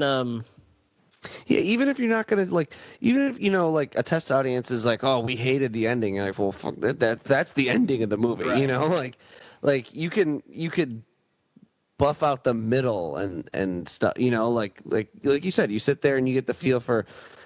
God, if you were watching this movie with an audience, all of this stuff here, you'd be like, man, the audience just like died in the after that second little attack. Well, the first big attack, but the second attack, the audience just went into a damn coma, because I'm talking more because I'm struggling to stay awake right now, guys. Like, this is awful. Well, now that we are in a little bit of a lull, we talked about how exciting the marketing was, but should we talk about why it was also doomed this movie before it was even released? Not just the movie, but it ruined a toy making company. Yeah, let's talk about, because usually, with these blockbusters, we all know the great fortunes that were made by Kenner off of the Star Wars license, but let's tell that story of this company called Trend Masters. It's really just as clever as the marketing campaign was. When it really ramped up was when they didn't do test screenings, but they were showing it to people that worked at TriStar, and they marketing people and executives, and they right there, they were like, ew. Like they knew they did not have, like, this movie should have been the new Independence Day. Independence Day was huge, same guys. People forget how massive Independence Day was. It was insane, people at the studio started to see it, and they were like, ooh. So, normally this is where, these days, they would probably just kind of back off the marketing a little more and kind of just ease it into theaters. But in 1998, with a movie this big, developing a reputation at the studio for being a stinker, their solution was to pour an additional $50 million or so into the marketing. So at this point, it has gone way beyond the budget that Jan de Bont wanted for his movie, which he's still to this day. Is he alive? I don't know. If he is alive, he's still upset about it. I know that he even wrote like an article about. It was called like the $100 million mistake, I think it was. But yeah, at this point, it had exceeded the budget that they said no to for that original version. Yeah. And part of that was all these tie-ins. You had Taco Bell, KFC, clothes, all kinds of merchandise. Included in that was the action figure line, which was done by Trendmasters, who had held the Godzilla license for a few years at that point. But they're like a smaller company, right? Yeah, and they did, some other stuff. Toys they did, from the Heisei Godzilla movies. Yeah. They even put out some Gamera stuff. Yeah, they put out some Gamera stuff. They put out some Tarzan stuff. I think they had Polly Pocket and what was the boy version? There was a cartoon. Mighty Max. Was it Mighty Max? I don't know. But they had a few lines, not G.I. Joe or Transformers level, but they had some successful lines. And but yeah, they had the Godzilla license, so naturally they picked up the license for this movie. And the thing was, I mean, I don't know if you guys remember when every movie that came out had toys, but I mean, it was months before the movie you could go into Toys R Us, wherever, and buy toys. Like the Mummy with Brendan Fraser, a lot of people don't remember. There was a toy line for that. Yeah. But like I remember Lost World, Jurassic Park. I had some of those toys like a couple months before the movie came out. Starship Troopers had toys. Right, yeah. But part of this whole hide the monster marketing thing mandated that they couldn't sell any toys of Godzilla until after the movie had come out. Right. And they could only sell toys of the human characters, and that was like a month before the movie came out. So you're thinking, big action figure line on the par of, movie lines like Jurassic Park or, the Star Wars special editions, but you couldn't buy them until after the movie came out. And so after the movie came out, nobody wanted the toys. Yeah, because the movie wasn't hot anymore. The movie kind of right, and so to back up what you said, Byrd. I looked at the box office. Independence Day worldwide grossed like 817 million. This movie did that's a lot for today. Back in '94, or whenever Independence Day came out, that is a fortune. And this movie grossed like 370 some change worldwide, which is actually a lot of money. Yeah, and that's why this film is really regarded as a hit, which I guess technically it was, but in terms of profitability, it wasn't what they were expected. Yes. But yeah, so you have poor trendmasters who, sunk all this money into what everyone thought, or at least what the studio was selling them as being the next Independence Day. They did the Independence Day. I got to interrupt because here's Matt's favorite part. Yeah, it's the gum line. The French guys are pretending to be American soldiers, and they think it makes them look more American if they chew gum. Yeah. But yeah, no, Trendmasters had the Independence Day line too. That's right. But yeah, they imagine all the money they made off of those toys, and here they thought they were going to get that again, and so yeah, they come up with all kinds of different. Here's the Godzilla that can open its mouth. Here's the one that roars. Here's the giant ultimate Godzilla. Here's all the human characters, and then you can't really buy most of these toys until after the movie comes out, and nobody wanted it. I don't think kids were really that interested. At this point in the movie where we are, no kids were paying attention to this shit. Yeah, I wasn't really buying toys that much at that time, but I remember like the Godzilla stuff just kind of sitting on shelves. Yeah. Stores. Go ahead. I was gonna say also, like you said, like they just made a million different Godzillas, which they had different features, which I'm guessing in a way, was to hit different price points because some were bigger than others and some had, they're all different prices. Yeah, they had all the baby Godzillas. They had everything. But the thing about it is I understand, kids want a Godzilla toy from the Godzilla movie, but that's not really a toy line when you just make like 12 different figures of the same character. You know what I mean? Like that's not really like a collect them all type of mentality that kids would have. You just their parents will buy them one of the whatever Godzillas, and that would be it, Mm-hmm. Yeah. By the time the Godzilla the series toys came out, a lot of retailers basically flat out said, "Hey, we're not going to put these on our shelves," because they were losing money on the original toy line. Well, yeah, and to slightly correct you, the Godzilla the series line never got picked up. They only exist in prototypes when that line never came out. And those prototypes sell for shit tons of money. And there were two Godzilla, because Trendmasters, kind of like the movies, there was the classic line and then the 98 line. They had, what was it? Was it Doom Island? They had the Doom Island line that was going to come out around this I think consecutively with the animated series toys, and those didn't get picked up. So yeah, they're pretty big items with collectors. The prototypes, and it's sad because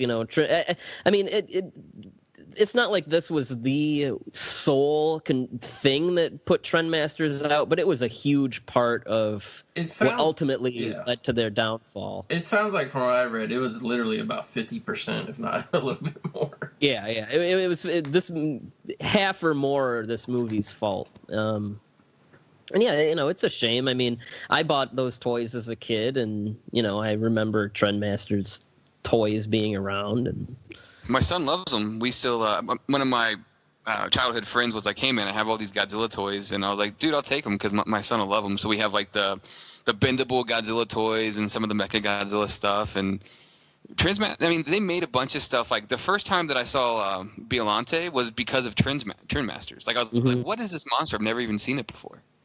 Yeah. Well, I guess now that we brought up box office really quick, box office for this, I mean, it had a really steep drop. I remember that, but this movie did very well here and in Japan. And if you put it against the other 31 Godzilla movies, it is the 8th highest grossing. That's out of 32 movies total. And it had a huge opening. Yeah, but I mean, it's still profitable because it still runs on TV. As Goat mentioned, there have been several Blu-ray releases. Yeah, 2 DVDs, 2 different Blu-rays. So this movie, it did well, but it's one of those rare cases where the marketing and outside factors are what prevented it from really being profitable. Yeah, and But yeah, I mean, it was a hit, and I mean, just having a Hollywood version of Godzilla, no matter how well the movie, how poorly or well received it was, having the movie just by existing increased the dollar value of Godzilla as a brand. It expanded the international brand for Godzilla. And also, here in the States, it brought us official releases of the Heisei movies, the Random House books. It brought a lot of good. I think 20 years later, this movie doesn't sting as much. And I think one of the reasons is, with so much distance, now you just look at it as, oh, this is a bad Godzilla movie. It's this is the worst movie in the franchise, for a lot of us. But that's all it is just a bad movie, where and the good that it did, I think, has outlasted the bad reputation. Yeah, that comes with a bit of a grain of salt in a way, like because I knew you were gonna talk about it, but I was also planning on it too. Like, because there was, like you said, a lot of good that came out of this, and like those books, which I have half a mind to revisit. I'm sure they're not good reading them as an adult versus reading them as a 13-year-old. But the books that by Mark Saraceni, the Heisei movies coming to the U.S., like that's the last time, by the way, that anything like that is ever going to happen. Like where a Godzilla movie is going to get released in Japan and take 7 to 8 years to reach the U.S. That's never going to happen again. Yeah, now they. I think ever since 2000, they've all been a year or less. Yeah, and that's part of Sony jump. Sony has like some of the rights to be able to write. They have like the rights to release Toho movies like in perpetuity or something. Like, well, now it's Warner Brothers, but Sony does have the rights to the Heisei series in perpetuity. Yeah, so it's like, so they have like all these good things that came out of it. At the same time, some of those good things have their bad parts about them, it brought back Godzilla in a way. Toho had not been planning on making any movies. They had been planning on putting Godzilla in Japan to bed for at least 10 years, while the Americans did probably a trilogy. Jelly, why was that at that time? Was it Godzilla box office receipts were low in Japan at the time? Why did they want to kill it? Yeah, it's kind of, this is kind of happens with every time Toho revives Godzilla, is they have their first movie and they give it the proper amount of time to be made. They let it be written and scripted and pre-production, and then the production process is still pretty quick because that's how the Japan film industry works. But like, they give that first movie a decent amount of time to be kind of fine-tuned and scripted. And then they're like, oh my God, look at the box office receipts on this. They're through the roof. Let's do another one. Let's do another one. Let's do another one. And it's funny because in a way it's almost like old Hollywood, where like sequels just constantly had diminishing returns. That's what ends up happening with the Toho Godzilla series ultimately, is they can't ever maintain. They always start out with like a really serious tone too, and they can't ever maintain that tone, and they can't ever maintain the box office receipts, and eventually Toho goes, well, we've reached a point where we're like, we barely may have made any money on the last one. Let's just call it quits for a while and come back in 10 years and people will care again. But so yeah, they were like, "Oh, we're just gonna put Godzilla to bed for like 10 years at least." And when this movie came out, and everyone was like, "What the hell have you done?" Toho like rushed a new Godzilla movie into production, and I like make that. up for it, right? Yeah, and well, that and was also, always part of their contract with Sony. Was they reserved the right to, if it's not so much. It's a little different from what they have with Legendary. With Legendary, they can't do a live action movie until their contract is up. But with Sony, they maintained the right to do whatever they wanted in Japan, even if Sony were still making the movies. So right, and it wasn't just because this movie was so poorly received. It was also to capitalize on the popularity of the character, right? So right. So they rushed something into production, and I happen to like that movie, and I know Byrd does, and I know Matt doesn't. But wait, is that the movie that they released here called Godzilla 2000? Yes. Yeah. And that was great. And what was really awesome about that is that's also probably the last time ever a Japanese Godzilla movie will get a wide release in America. You could go into any general cinemas at 2 p.m. on a Tuesday and see that movie. Yeah, Shin Godzilla got a decent release over here, but you had to go at like 7 p.m. on Friday night, or Thursday night rather, and it wasn't showing at any other time. Yeah, it wasn't like a full release. It was like a targeted certain times type thing. Yeah, that's another thing. I mean, we never would have gotten that. Good stuff that came out of this, right? But like the Millennium series was all really rushed, and it wasn't like this great thing, and so there were good things that came out of it, but like, and yeah, we're in a new era right now, right, where we're getting like the MonsterVerse, and Toho is possibly willing to do things with the character that they've never really. This is some shit CGI, by the way. Target destroyed as he floats through the camera. But like, it's odd that you would have like such a large mass object like a Godzilla. Like in a close-up shot like that, like, you know what I'm saying? Yeah. Just floating towards the camera. But I dare, and because I just did it, I dare any of you to hit the little display button on your remote and see how much movie there is. Oh, there's like 40 minutes. Yeah, 40 fucking minutes. This is so all those kind of good things, right, have their kind of negative side to it, and then also like this movie really did this, and Godzilla 2000, right? Because Godzilla 2000 got its wide release, but made like $85 at the box office, and I'm sure like that's all just from me, Matt, and Byrd.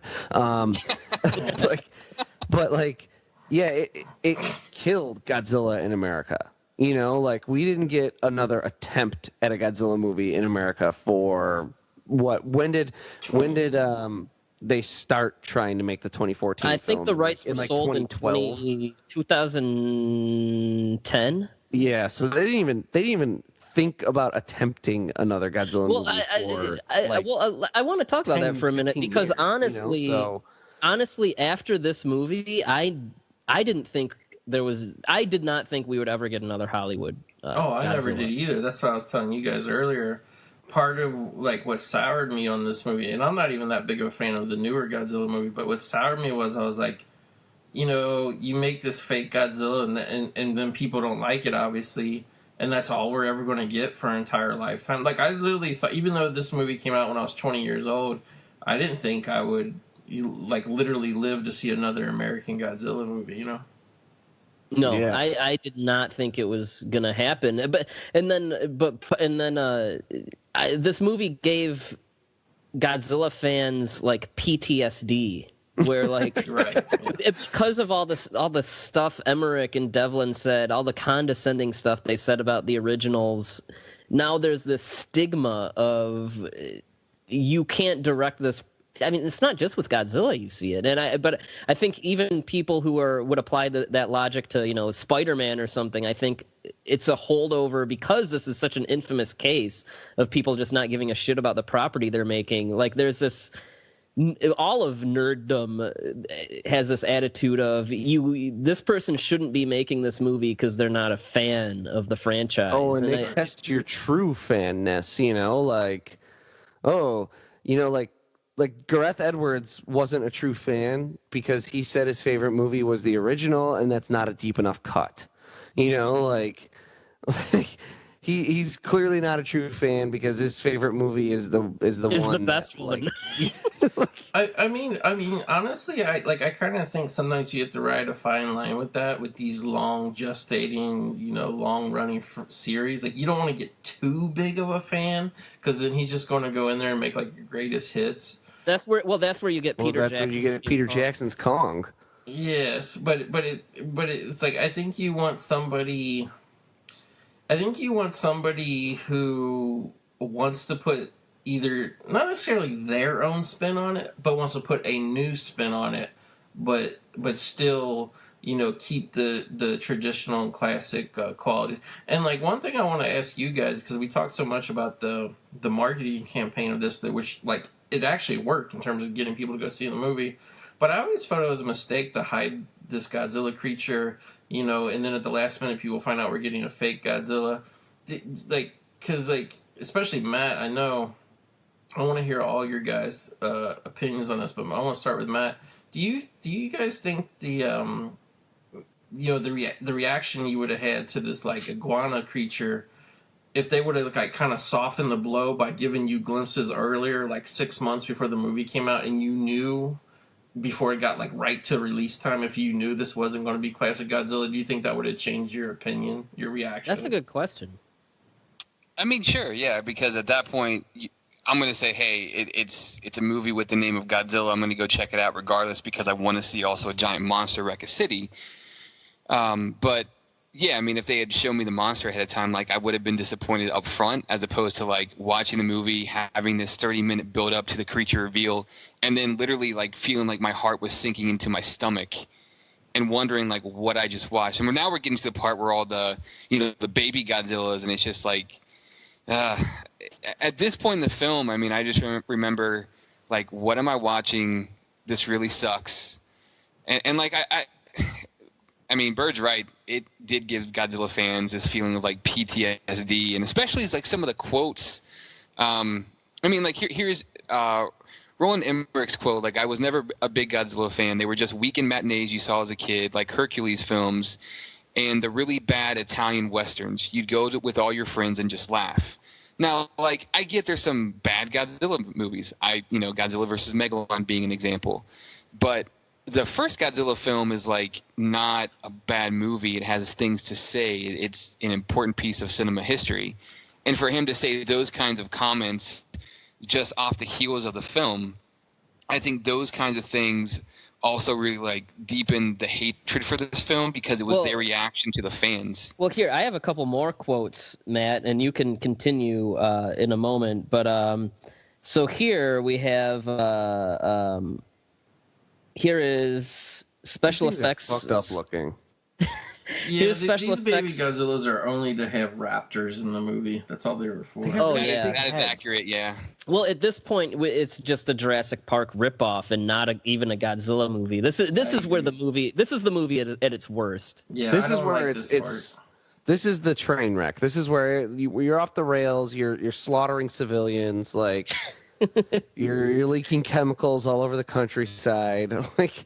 But no, I have a couple quotes, and I want to get Matt back to his point. So this is special effects supervisor Volker Engel says Godzilla has always been this slow-moving man in a suit and always standing around, looking around, smashing through buildings, looking kind of stupid. This one is an animal, a lizard. It behaves like an animal, and its movements are more in the Jurassic Park range. Dean Devlin says It'll look like Godzilla, but be more realistic, more to the lizard genesis than just a big fat guy in a rubber suit. So, I mean, I don't know if they know how athletic those suit actors were, but... Yeah.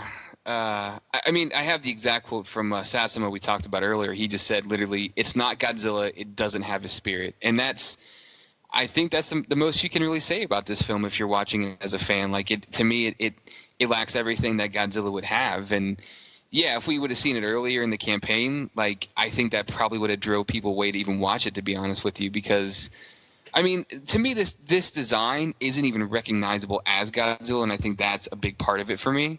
And I think that's a big part of it, possibly why some of those toys didn't sell, because not only was the movie crap, but like those weren't even Godzilla toys really for a lot of people. I agree. That's just so. Byrd, what about you? Would it have softened the blow, and maybe, could you have like gone in with a better, expectation if you would have known what it looked like? It still would have hurt, but it would have hurt in the way that if I walk out in the middle of the street without looking both ways and I get hit by a car I don't see, versus if I see the car coming at me and I still get hit and suffer the same injuries, it's gonna hurt, but at least I would have been like, okay, I'm about to get hit by a car, So it wouldn't make me like the movie anymore, but it would have. I mean, it would have softened the disappointment, but I don't think the disappointment for anyone would have been less severe. It just would have been more like, I know I'm about to watch something I'm going to hate, rather than I think I'm going to watch something I love and I'm going to hate it. Yeah. Jelly, what about you? What do you think? Here's where I guess I'll finally elaborate on my point of this movie literally ruining my entire life. It's tough because maybe it would have softened the blow, and when I say it ruined my life, what I mean is this movie for me, it marks the end of like my childhood and my innocence. Like, never ever again since this movie has come out have I been just pure unbridled excited about anything. And even when that doesn't necessarily come with cynicism, when it just comes with like, knowing the potential bad things that could happen, like I have never, ever in my life ever again been just pure, flat out excited about something with no reservations and no cynicism and no holdback on it. This was the last time that I ever experienced that. And so, it kind of ruined my life in that way. Like I never got to feel that way ever again about anything.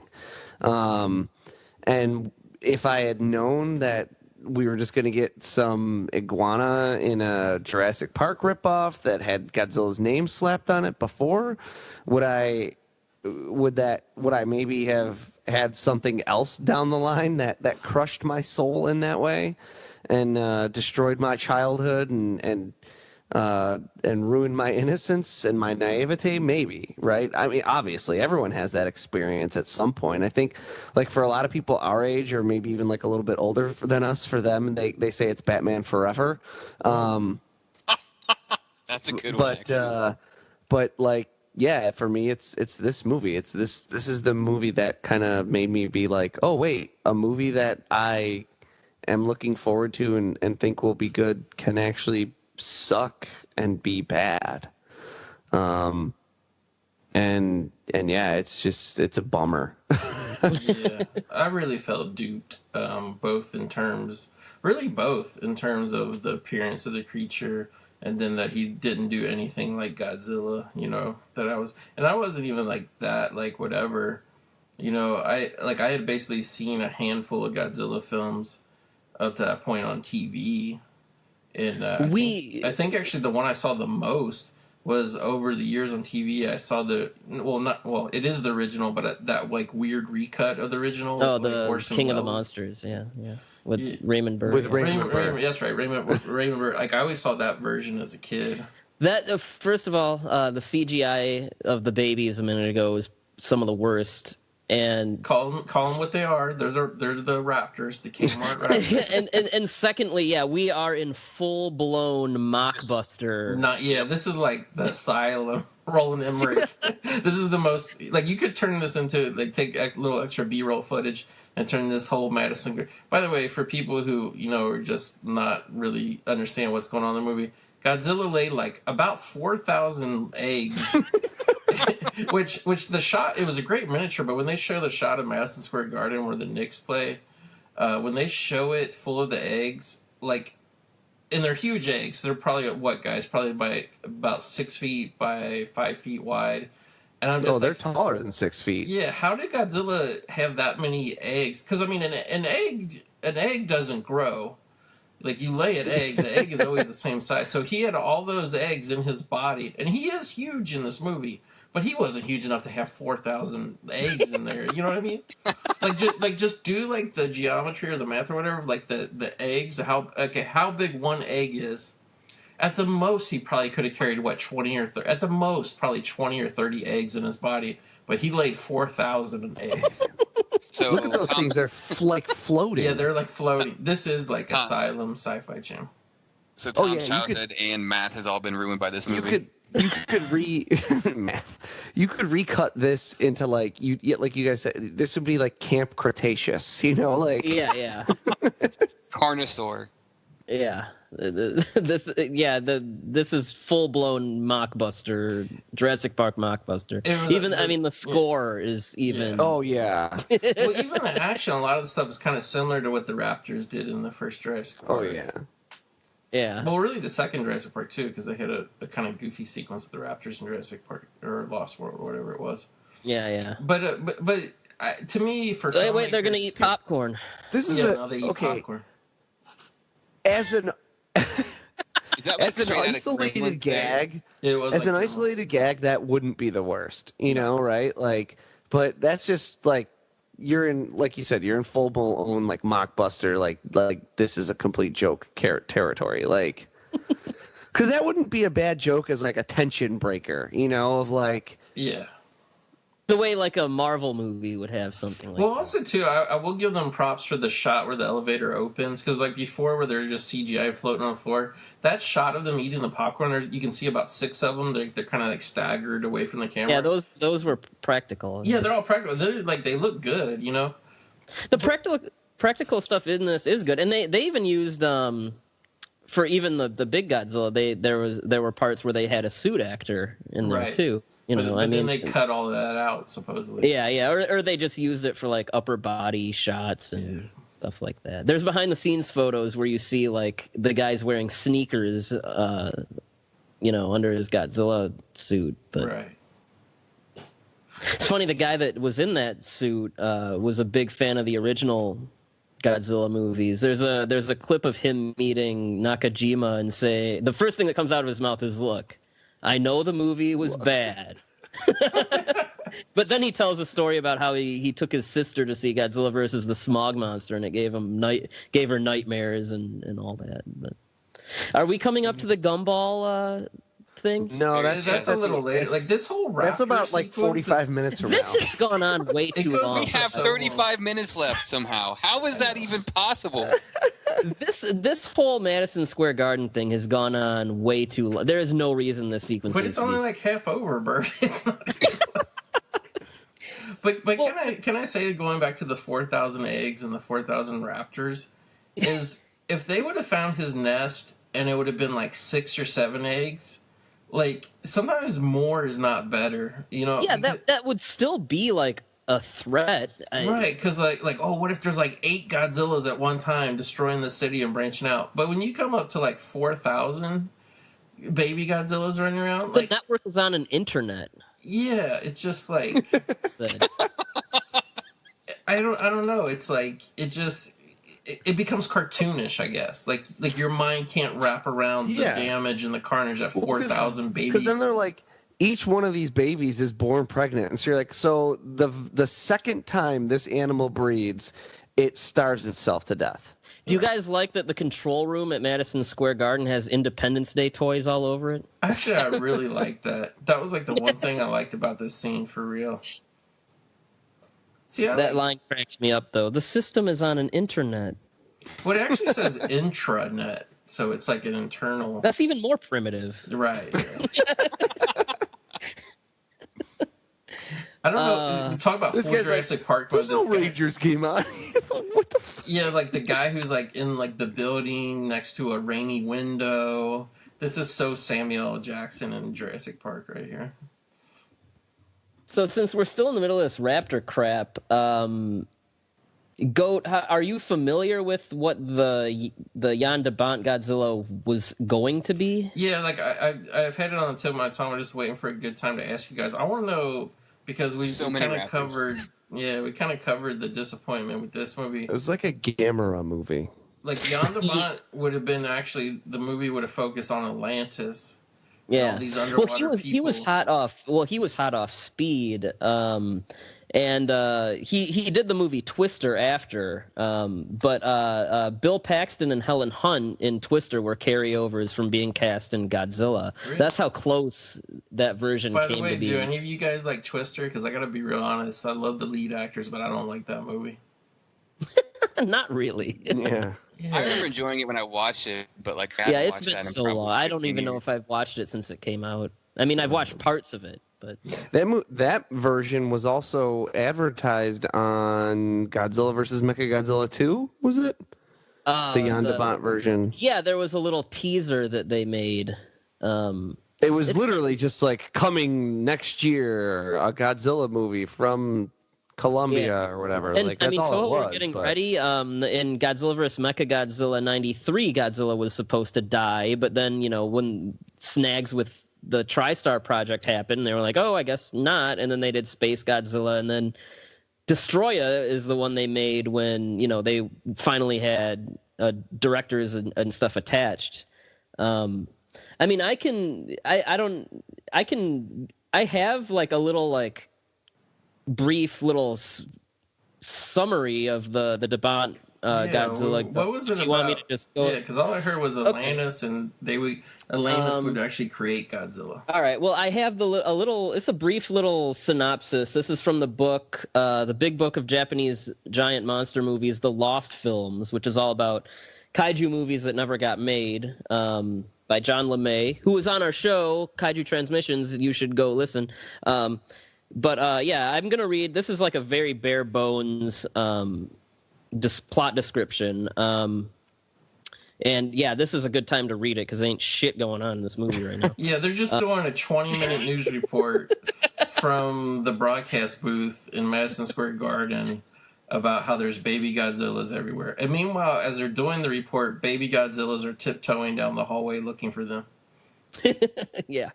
Well, they're tiptoeing down the air above the hallway. Yeah. So Jan de Bont's they're hover raptors. So Jan de Bont's Godzilla, a site in the frozen Arctic begins leaking a strange red fluid from the ground. A team of scientists discovers a huge dinosaur slumbering beneath the ice, which awakens and kills many people in the process. Among them are Dr. Keith Llewellyn, whose wife Jill, played by Helen Hunt, now heads the U.S. government-funded St. George Project intent on killing the beast. Aaron Vogt, played by Bill Paxton, an expert on dragon myths, is brought in to assist and deducts that Godzilla is a bioengineered life form meant to protect the Earth. And he is not the only monster present. An alien probe has crashed into Lake Apopka in Utah and begins mutating various creatures into a doomsday beast, the Griffin. So this is a creature kind of like John Carpenter's The Thing. It comes to Earth and assembles different creatures to make its own body. Meanwhile, Godzilla is knocked unconscious by the red fluid in San Francisco Bay and airlifted to the St. George base in New England. Vogt travels to Utah, where Nelson Fleer, takes him cave diving in Lake Apopka. The duo discover and awaken the Griffin, which surfaces and destroys a small town. Godzilla escapes New England, and both monsters are predicted to meet in New York. Jill panics as her daughter Tina is in New York and goes to rescue her as Godzilla and the Griffin arrive to do battle. Godzilla has a restraining device on his neck, preventing him from firing his atomic ray, which Aaron and Fleer must remove. Godzilla, now able to fire his ray, gains the upper hand in the battle and kills the Griffin.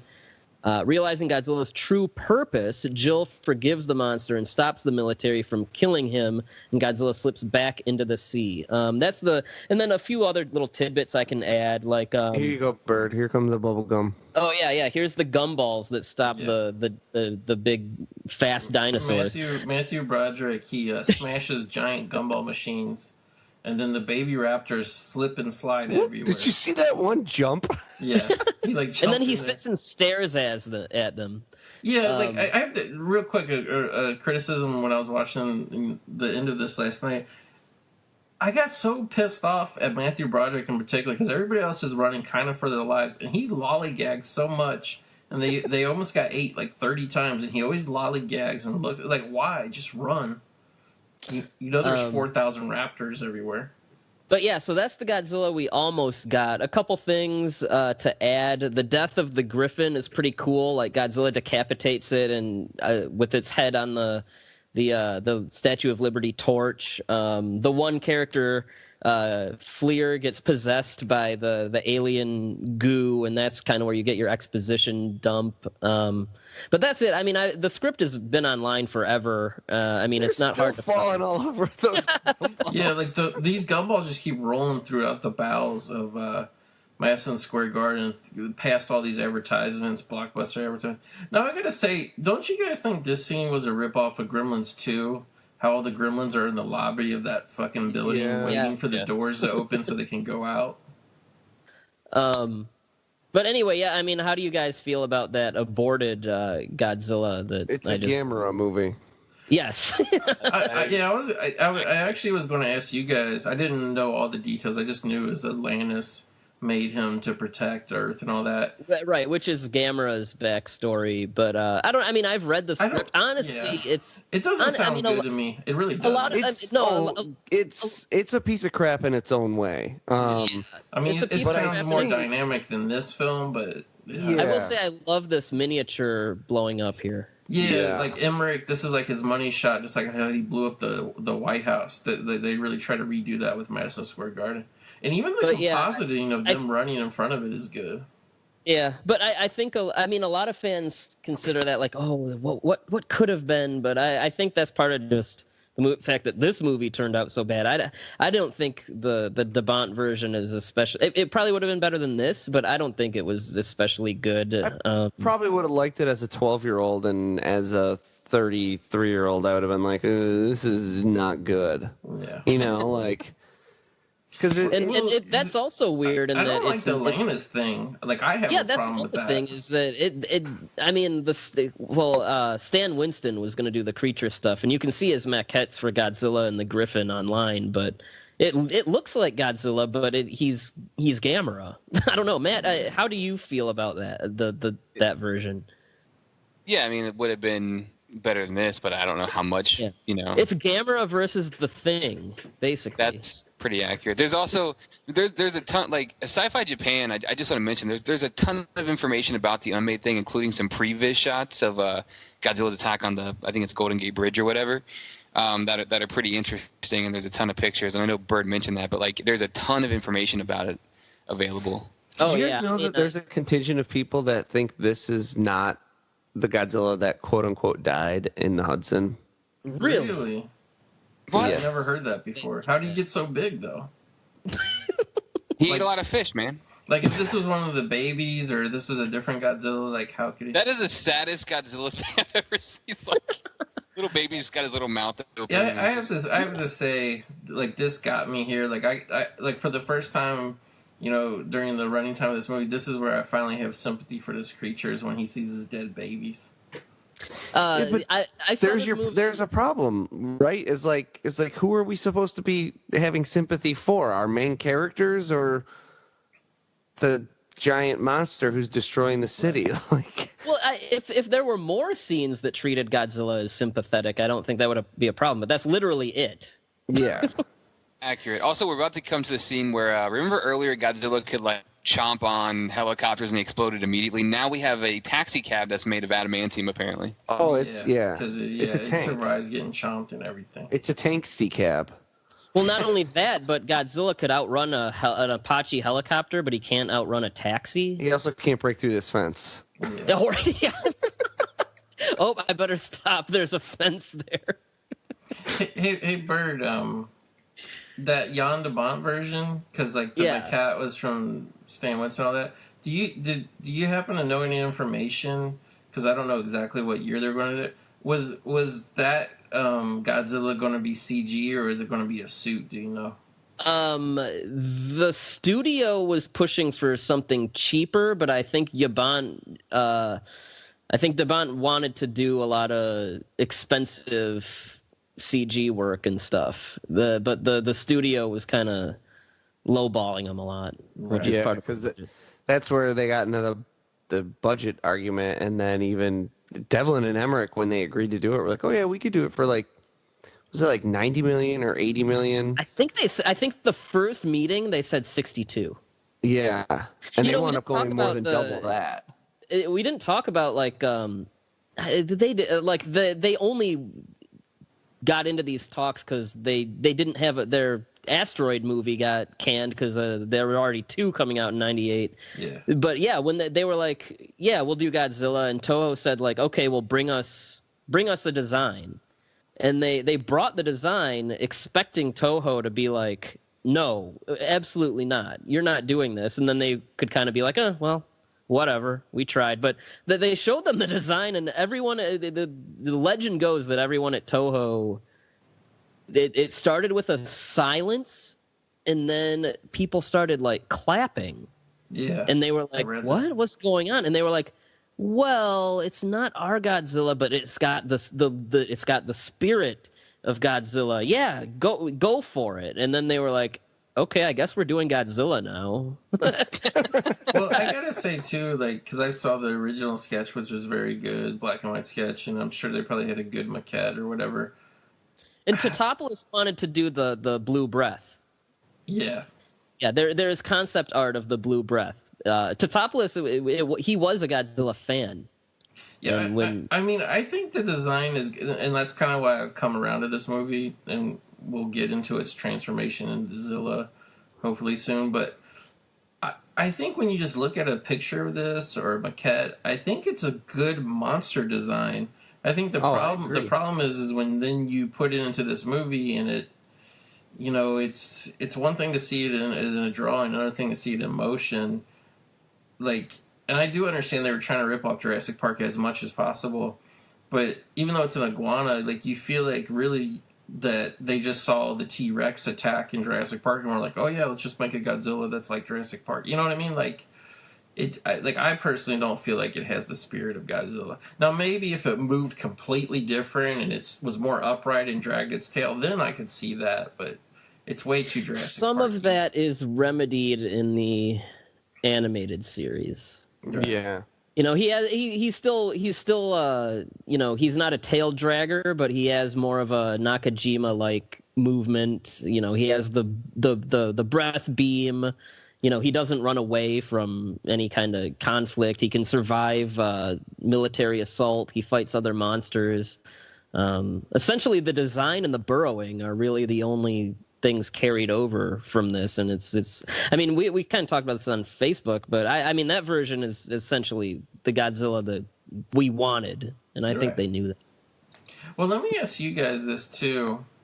I mean, obviously, just the history, Godzilla being a very old franchise, you know, starting, having many films, and also what I think a lot of kind of casual American people don't realize about Godzilla is the budgets are much lower on Japanese movies because the market is smaller, you know.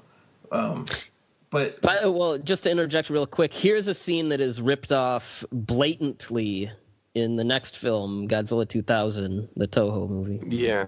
With the tunnel. With the tunnel. Yeah. Yeah, I actually have Godzilla 2000 on DVD. I don't know, like it's really not my thing. But the vast majority of Godzilla movies that have been made, Godzilla has been a guy in a suitmation. Like going forward, like making a movie now, whatever. Just you guys being lifelong fans, just go down the line. What do you like? If they were to make another Godzilla movie today, make it really quality, not campy, not whatever, and you guys had the call, what would you do, a suit or the CGI? Oof. I think you go mixture if you can. I mean, like, I think if you can do what Jurassic Park originally did, where you have a solid mixture of using CG when you can, but also having the props and the set pieces and things, assuming you have the time and the budget to do both. That would be my personal preference. Yeah, almost like this movie. Yeah. This movie uses a lot of practical effects for a Godzilla movie, especially. Yeah. Goat, your question is kind of one of those weird things of it really depends. I'm in the camp of not minding CGI Godzilla at all, but if you're gonna do CGI Godzilla, do stuff with him that suit Godzilla can't do. Right. I think this movie actually does a good job of that. Again, credit where it's due for that. I think the 2014 movie does a mostly good job of that. I think they probably could have gotten away with, obviously they could have gotten away with a lot more practical effects because they did none. Zero. But that movie does a good job of like doing things with Godzilla that they could not do with a suit, or could not do effectively with a suit. And you look at a movie like Shin Godzilla, where he is 100% CGI. They did not do a suit or a puppet at all. Yeah. But they made it look just like a puppet, and they made it move just like a puppet. And it's like, why? He didn't move much at all. Yeah, if you're gonna take that tangibility out of it, and that craftsmanship that's always been kind of a part of it, then you need to have a reason for doing so. So it's I'm in that camp of like, you can in animation you can make Godzilla do anything, and in the anime they just had him stand there. So I'm in that camp of like, I would probably go CGI, but I would really use the CGI for scenes that you couldn't do with Godzilla and that we've always wanted to see done with Godzilla. Just more agile. I think the 2014 movie strikes a really good balance of the heavy and the agile. And yeah, I think you have to go CG to a certain extent. Now, if I'm making this movie just for me, I'm going to go practical and traditional. Now, if I'm making it with the intent that people will see it and that it will make money, I would probably kind of go with what Matt said of a really healthy mixture, a lot of CG, but then close-ups and half-body animatronics and stuff like that. The CG in this chase isn't so bad, and like the CG when the bridge falls on him is actually quite good. The CG on the bridge isn't bad either, And I mean, for back then, they had to animate every little brick and stuff. So I mean, it's doing its thing. This is the most disappointing thing about this Godzilla is that one thing everyone knows about Godzilla is that he tanks and planes shoot him and it doesn't do anything, and then here that's all you need to do apparently. Yeah, he's very soft skin. For me personally, and obviously I'm not coming from it as a super fan, like honestly, I've probably seen 6 or 7, with the new ones probably 8 or 9 Godzilla movies. I own some. A lot of them I watched one time. And didn't you tell me at one point you were a big GMK guy? Yeah, and that's what I'm getting to. GMK, for people who don't know, it was like one of the newer ones that they made after Godzilla 98, right, Byrd? Like, what was it? Yes, 2001. 2001, they made it. It's more of a direct follow-up to the original Godzilla, and it has Godzilla Returns, and he's evil. He has completely white eyes. That's my favorite look. Personally, if I was making it, and I understand, like, there's going to be people that just make fun of a suit and all that, but, I mean, and again, I haven't seen all the movies, and I know there's obviously some the Japanese movies where the suits are better than others and all that. Me personally, like, I would just, especially if I was trying to tell a more dramatic story and not just focus on thrills and spills of CGI action, I personally would go with the suit, like, literally as much as possible. Like, I would probably do like a 70% suit, maybe like 10% of like animatronic, things that, like, close-ups of the Just face, like a big giant foot or something. Yeah. And then I would use the CGI, like, because how we were saying, like, that shot where he's on the bridge in this one, it wasn't too bad of CGI. It was because the camera angle was, like, really far away. I would do, like, that kind of stuff. Like, I would use the CGI just to sell the scope and scale. But, like, personally, for my money, and again, I'm not that huge of a fan of the 2014 film, I personally get more emotion as a viewer. I get more emotion and feeling out of seeing the suit versions, So I would really go with the suit, and obviously there's just that barrier of people are very fickle now and they need their CGI and they expect their CGI. But I'm bored of CGI, and I don't think it's like the one cure fix all thing. I think we really need to get back to these practical effects of suits and because I mean, if you look at some of the like the better Alien suits and like the Alien series, and like you see the behind the scenes, like you can really make a suit as detailed as you want. And personally, a detailed suit, when photographed right, of course, with the right lighting, I think it can come off more convincing than CGI. Yeah, I agree. Then we had the whoa! Did cliche... you guys see the guy in the background? Yeah, Tommy what was Chong? that? The like biker Tommy Chong guy. Yeah, I've never noticed that. Oh, that guy looks fake. That does not look like a person.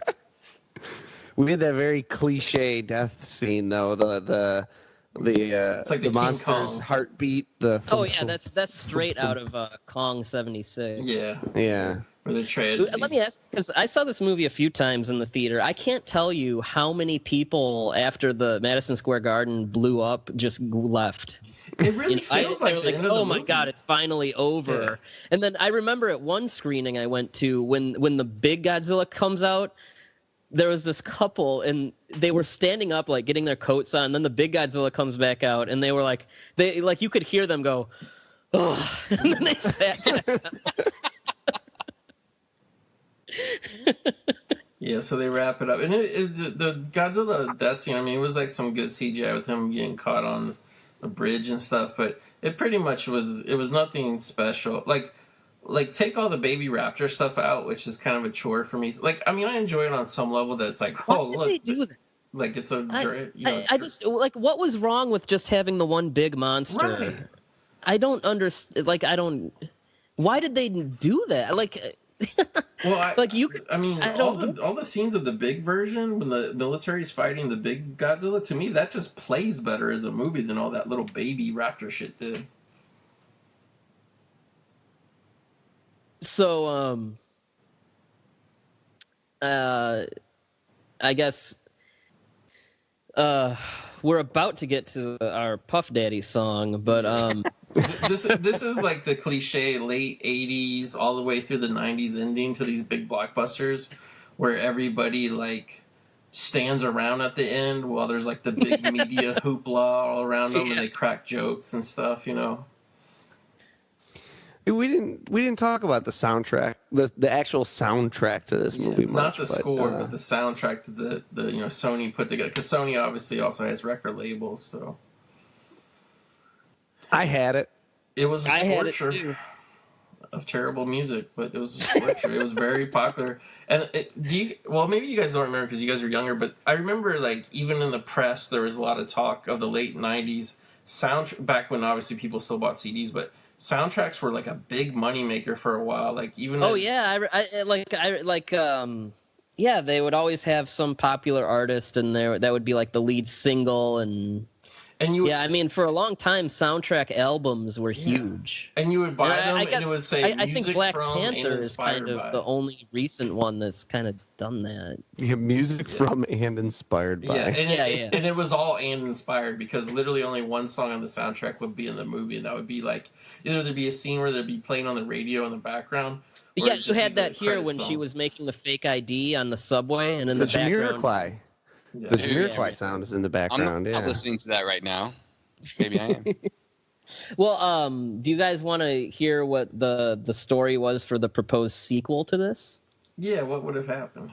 I'm reading Godzilla from fights the like insects or something, right? Yeah, I'm reading from the same book, The Lost Films. Shortly after the death of Godzilla in New York, Nick Totopoulos rescues and befriends a juvenile Godzilla before setting him free into the ocean. 2 years later, Nick must re-team with Philippe Roche to determine if that same Godzilla is responsible for a series of mysterious disasters. Their search leads them to the Australian outback, where they connect with Anna, a biologist studying a whole herd of Godzillas. When it becomes apparent the Godzillas aren't to blame for for recent events and keep to themselves, the trio sets out for Monster Island, where the French nuclear test created Godzilla. At the same time, a giant egg appears in Sydney. On Monster Island, the trio discovers the real culprits, a species of giant mutated insects.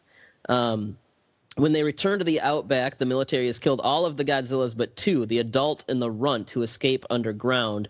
Later, when the insect queen, called Queen Bitch, descends upon Sydney, Godzilla shows up to battle it.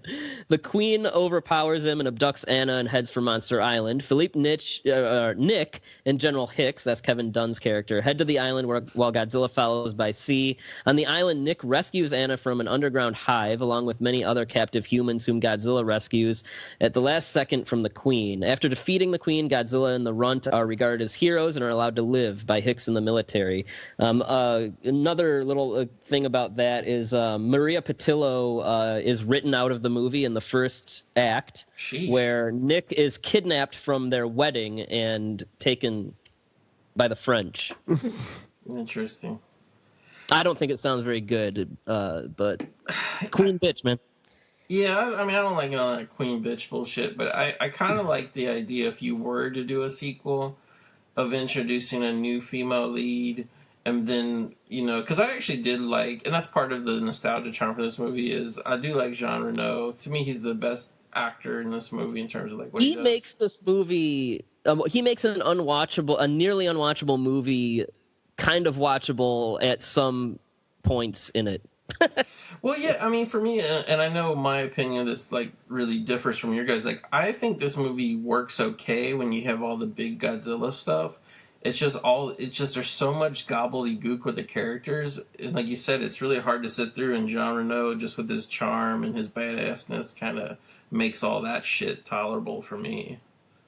But well, I think that we should take a moment to talk about the real sequel, which was Godzilla the series, which was, in my opinion, probably one of the last great, for my generation anyway, Saturday morning cartoons. And is it like maybe one of the only great like movie tie-in cartoons? Like yeah, it really is, and it's one of my favorite Godzilla anythings from the decade of the '90s. And the version of Nick, I mean, a lot of the characters from this are carried over, but they're completely different. They look different, which is probably to get around likeness fees and stuff. But Nick isn't this nerdy little guy. He's more of a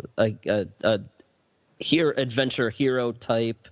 The two scientists from the beginning are in it as kind of comic relief, but they feel like real characters. And Kevin Dunn is one of the only. Kevin Dunn comes back for the voice of Hicks, but he's a much more accepting version of the character. And then it just gets to what you want from Godzilla. You want to see him fight other monsters, and for a kids show, it's pretty heavy on crazy fake science, but I didn't feel like it talked down to kids the way a lot of cartoons do. And And the characters are pretty well drawn, and they progress throughout the show, which is something a lot of kids cartoons don't do. So I really enjoy it. And when it came out on DVD, I got it, and I was expecting like, okay, maybe a little bit of nostalgic enjoyment here and there, but I was surprised that I just ended up binging the show and really enjoying it.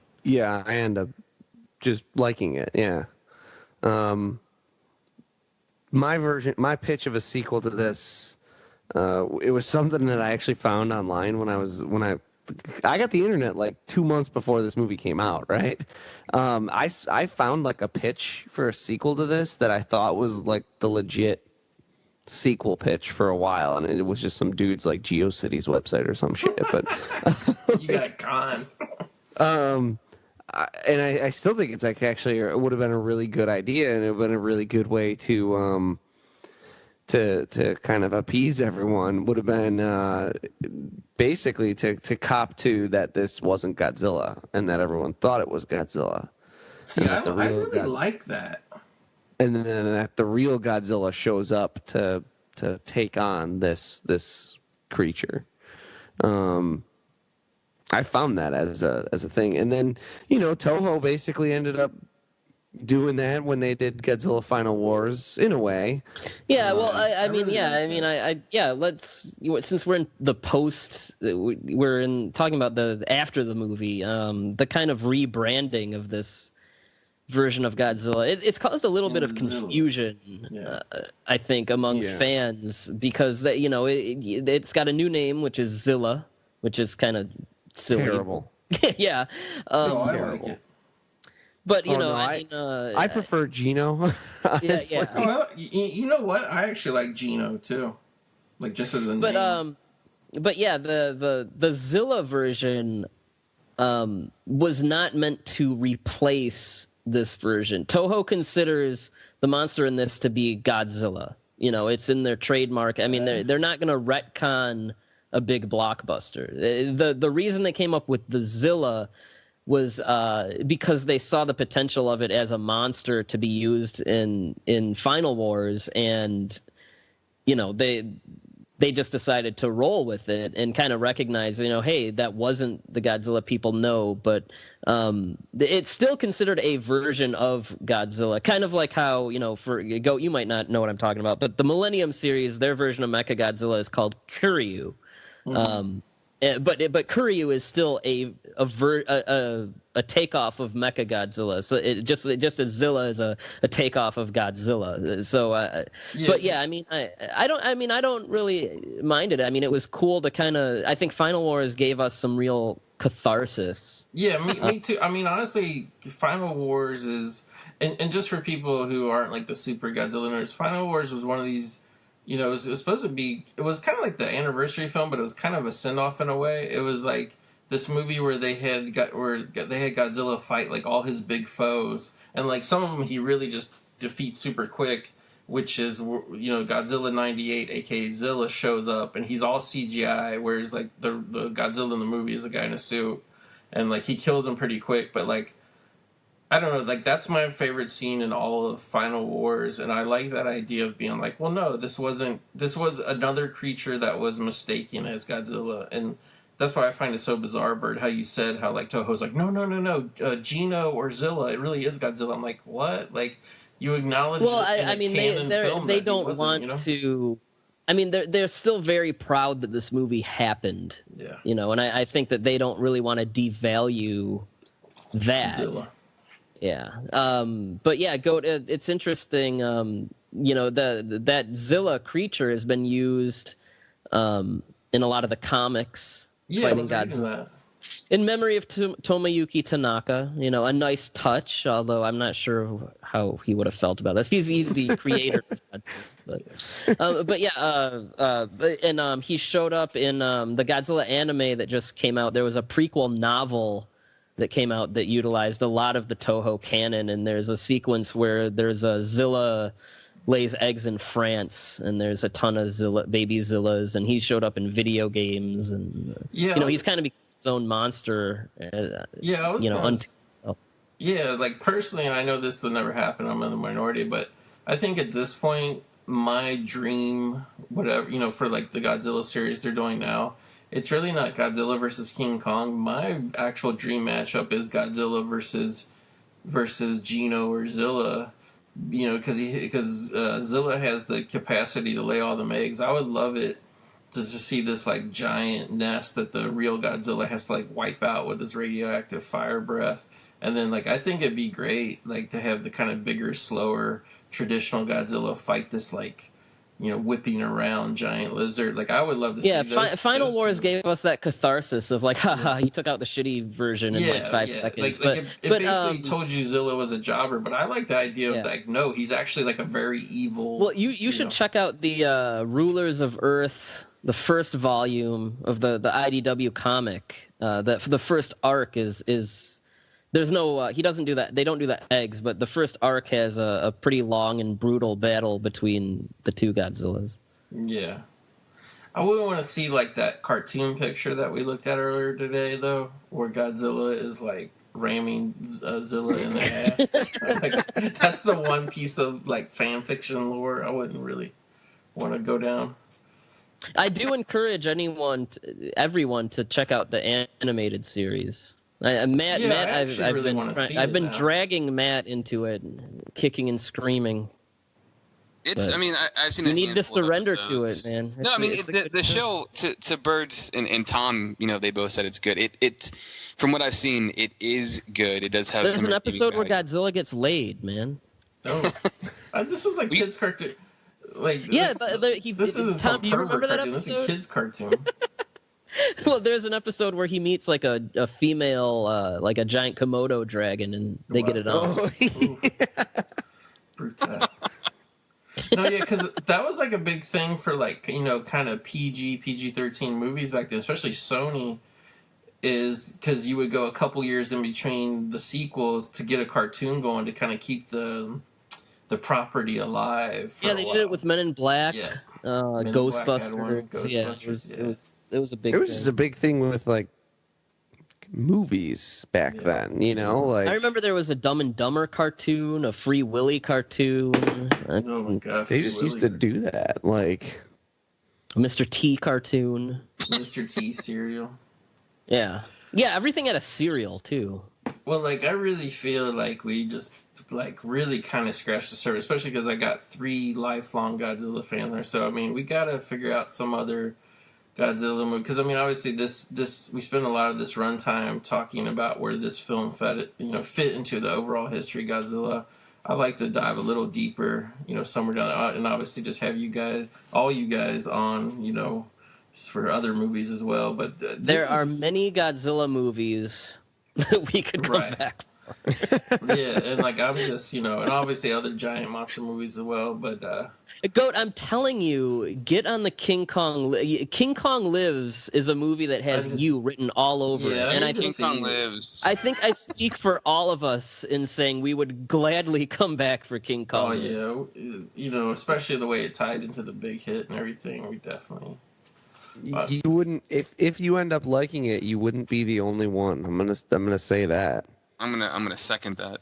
It's a bizarre movie, but the reason I say it has goat all over it is because it's King Kong, but it has like this 80s sleaze all over it.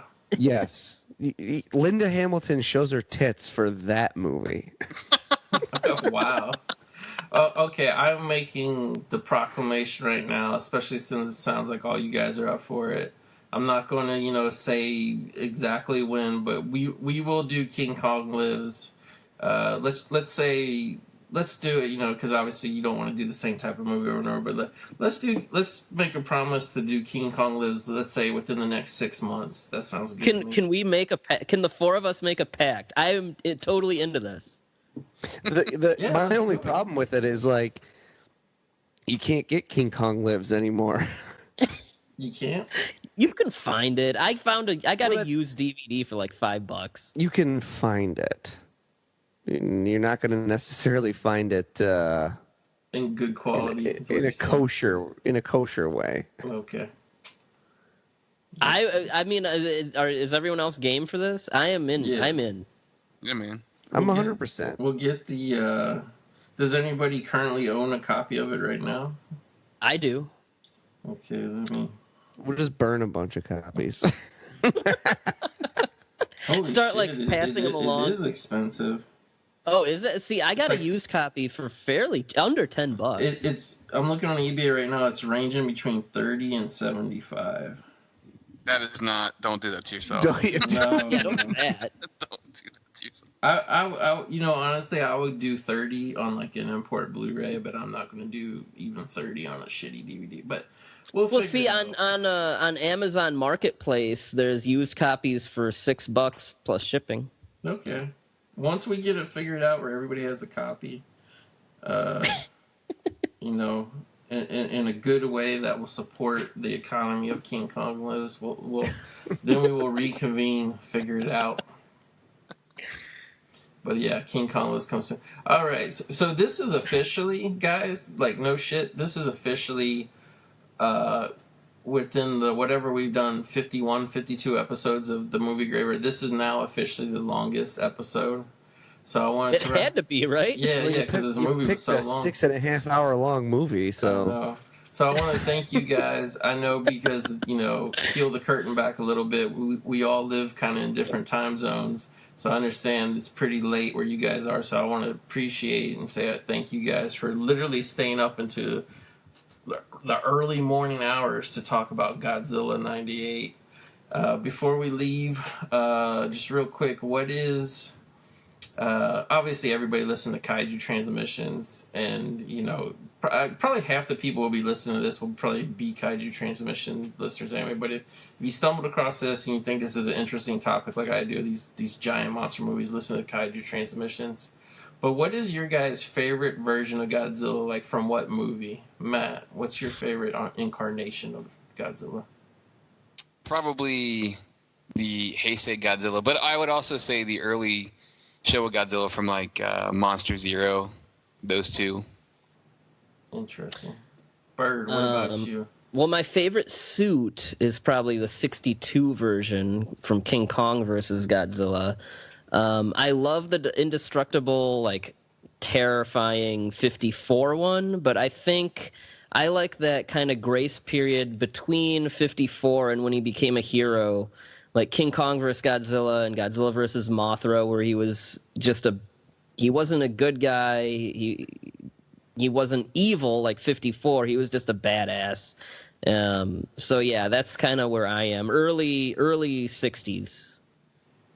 Jelly, what about you? Yeah, that's mine. It's Mothra versus Godzilla from 1964. It's what I think of as being like, if I were, it's one of those, like, if you were asking me, oh, how would you depict Godzilla? I'd be like, it's tough because I already think like my perfect depiction of Godzilla already exists. He's a badass. He's borders on evil. But he's not quite evil. He's just an ass. Like he's just badass. But he's also got a hint of animalism, and it's like that perfect, just that little bit. There's a great scene I always point to where he gets his tail stuck in like a radio tower, and when he gets unstuck, the tower falls on him, and the way he reacts is he turns around and he attacks it, and to me it's like that perfect, like, here's an animal who's confused and antagonized about where he is, but he's also unstoppable, and he's a badass, and that's my perfect rendition of Godzilla is Mothra versus Godzilla from 1964. Nice. And mine will be the one I talked about earlier from GMK, Godzilla, Mothra, King Ghidorah, All Monsters Attack. I just love the design of the suit. To me, the white eyes are so iconic. I love that he's evil. I like the kind of bluish tinge that he has. I like that his spikes light up before he does his atomic breath. I just love everything. Like, to the point where I really need to watch more Godzilla movies, but I just kept, like, I literally have like 6 different copies of that movie. I just collected different versions from around the world. Like, I just kept watching that same one over and over and over. Like, I also own Godzilla 2000, Final Wars, a couple of the other ones, I don't even know what they are, where he fights other monsters, but from that time period, from like the early 2000s, whatever. But I just got stuck on that one, man, and it just really what I love. Well, Speaking of listen to Kaiju transmissions, Goat, probably in the next few weeks, Matt and I just did a commentary on GMK with someone who was on the set of that movie as a photographer for about 80% of the shoot. So there's a lot of behind the scenes nuggets and stories and little trivia tidbits. So yeah, that's amazing. Yeah, that's one thing just for people, like when we say Kaiju transmissions is like utmost one of the best type of podcasts for this. Like literally it's not just Byrd and Matt sitting around talking about the movies and stuff, which I mean is cool, but they actually go out of their way because they go to conventions, they meet the people, they've done interviews. Just, I mean, they're getting you, if you want to know about that world, they're giving you the inside scoop that like really nobody else. Check us out. We've interviewed a lot of the suit actors. Matt interviewed Sonny Chiba in a Macy's dressing room. That's right. There's a lot of these kind of professional entertainment networks that make YouTube videos and podcasts and shit. That's not what Matt and Byrd are. They're just lifelong fans who just dedicated covering it, just out of the passion in their heart. They're not trying to exploit it for whatever, for clicks, for views, for downloads. They're really heartfelt fans, and that's why I would really, and plus Jelly's been on a handful of episodes. I mean, I don't know. I can't recommend it highly enough. And, you did our Power Rangers one with us, too. I did. That was a lot of fun. And I just get a kick out of these things where I know people are doing it from like legitimate like lifelong passion for it. And that's why I highly recommend that, and even if you're not like super knowledgeable about it, like I still think there's a lot, I've listened to a bunch of episodes and, and even the ones where I didn't know exactly what they were talking about, like it still was interesting to me because it's like going down a rabbit hole. It's such a subculture and there's so much history and everything behind it. And like, that's why I know like in America, like we don't think that there's like a huge Godzilla fan base, but there really is. Like you just don't see it every day, but it's really there. And like, I would really encourage people, anybody who's into geeky stuff, anybody who's just into movie fandom and all, to check out that podcast. Because for the movie Grave, I was going to add a quick my 2 cents on it. For people who are like, oh, well, there's a million Godzilla podcasts out there. They do not just cover Godzilla. And so, like, if you're curious about, like, other things other than Godzilla, and I'm just saying, like, legitimately just curious. You don't have to be a fan. It'll be brought to your attention via that show. And that's we that's have one of my favorite things. I think the next thing we're putting out is our first Harryhausen episode, which people have asked us for Harryhausen content a lot. And for the Movie Graveyard fans, I mean, pretty much a co-host on this show is Trev, and he's been on our show a lot. He's been on, yeah. So I mean, it's there's a lot to love about it, and I strongly recommend. But, by the way, for our listeners, Movie Graveyard listeners, we've been doing the episodes more regularly now for this year, and the downloads are up, so obviously we thank you. Obviously, there's a lot of people that have the passion for these older films and like to revisit the way we do, sit down and talk about it. So, yeah, thank you to all our listeners, obviously. And again, before we go, thank you, Matt. Thank you, Jelly. Thank you, Byrd, for doing this with me. And it was really Bird's idea. It's been a pleasure. Yeah, it was really your idea. This is the most fun I've ever had watching a movie I hate. and like in a weird way, I felt bad, like, pulling you guys back into that. But to me, especially this being a nostalgia-based podcast, like this was just a major. I mean, forget Godzilla, the world of Godzilla, just for modern movies, like this movie just had such a huge footprint. It's remarkable. You can't say it enough that the marketing campaign was unique, and it for as much as I do hate this movie, and as much as it ruined your life, and as much as it ruined my entire life, it does make me sad that we will never see a marketing campaign like this for any movie ever again. Never. I mean, people can say, "Oh, Marvel Infinity War is the biggest movie ever made," but you know what? No, not in this way. Not in the way, like, you know, the entire culture, not just movie culture, the entire culture was wrapped up in this thing for months. I mean, it's just, you know. Yo quiero Taco Bell. I mean, they got wrapped up in that, you know, like. People don't understand the pre-internet movie stuff that happened, especially right around when this movie, because like the internet was still kind of in its infancy. Not everybody had it yet, and if you did, it was dial-up. So like, that's what this movie had going for it, and that's why the marketing campaign could be as massive as it was. Yeah, it's just truly amazing, and not all in a positive way either. Don't get me wrong, but I really think the movie industry as a whole learned its lesson from this movie. So we had to cover it. It's just too interesting not to. So, guys, again, thank you so much for doing this, for staying up half the night, especially to do it, because this movie is 8.5 hours long. Listeners, I hope if you were one of those people who saw this movie in 98 and hated it, I hope just listen to us exhaustively talk about all this shit that went on, give you guys the catharsis, and I hope it encourages somebody somewhere to go and watch more kaiju movies. So, guys, thanks a lot, listeners, and we'll see you next time on the Movie Graveyard. Thank you.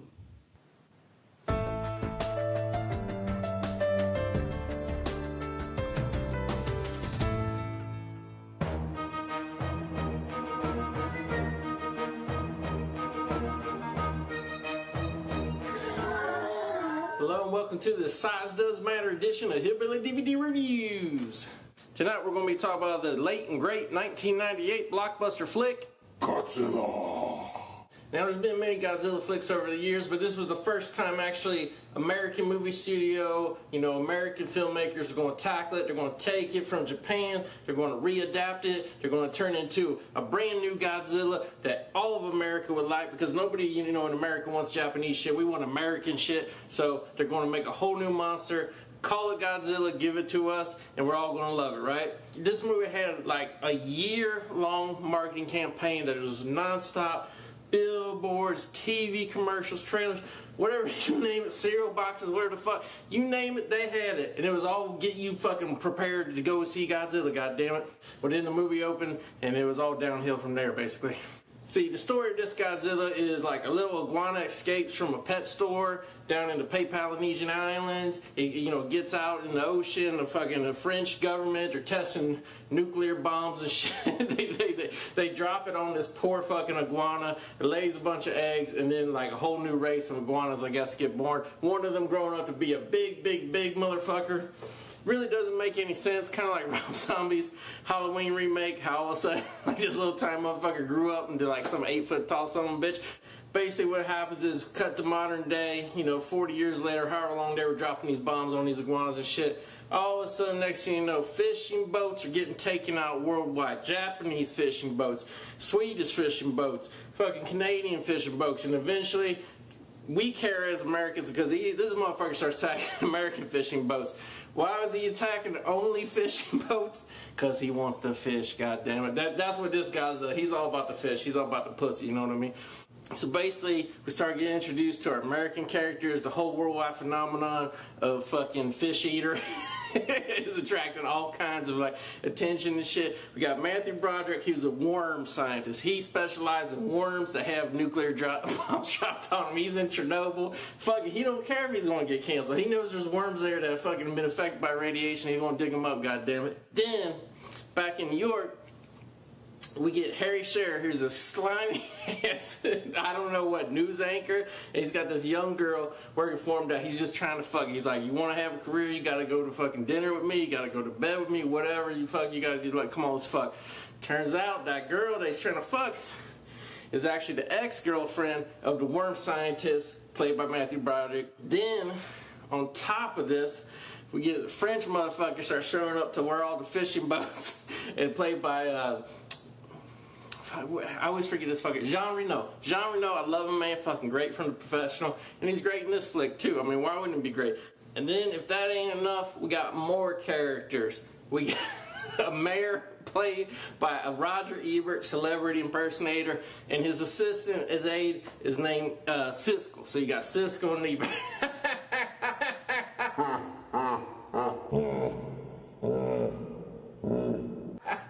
I guess director Roland Emmerich was really going to get back at some movie critics for trashing his previous film, Independence Day, aka ID4. And the way he was going to do this was he was going to cast celebrity lookalikes of these film critics and make them play politicians. Oh, oh, that fucking Roland Emmerich, man. He's a brilliant one. He's got it up there. So basically what happened is the government kidnapped Ferris Bueller, Matthew Broderick, the earthworm scientist and shit. And he takes him, he's like, you're going to have to go to New York because this motherfucker just showed up. There's very cool fucking scenes of Godzilla walking through. And like I said, Godzilla, he's like a giant iguana. And even though real life iguanas like drag their tails, this was a time for some reason after Jurassic Park, a lot of real life scientists were saying that motherfuckers had like straight tails. So this Godzilla just got a straight tail, it goes around, and it really ain't on the rampage as far as like being angry and killing motherfucker. He just got a big ass straight tail that's a straight for every fucking building around New York. So he crumbles the fucking city almost, and he starts hiding. This Godzilla, he's a little different. He's a fast Godzilla. He's like a skinny Godzilla. He can fit down into sewers and shit. Kind of like a Teenage Mutant Ninja Turtles Godzilla. So anyway, eventually, happenstance, there's like an hour and a half of just like nonsense. The whole gang comes together. Fucking, you got earthworm scientist, you got his ex-girlfriend trying to be a reporter.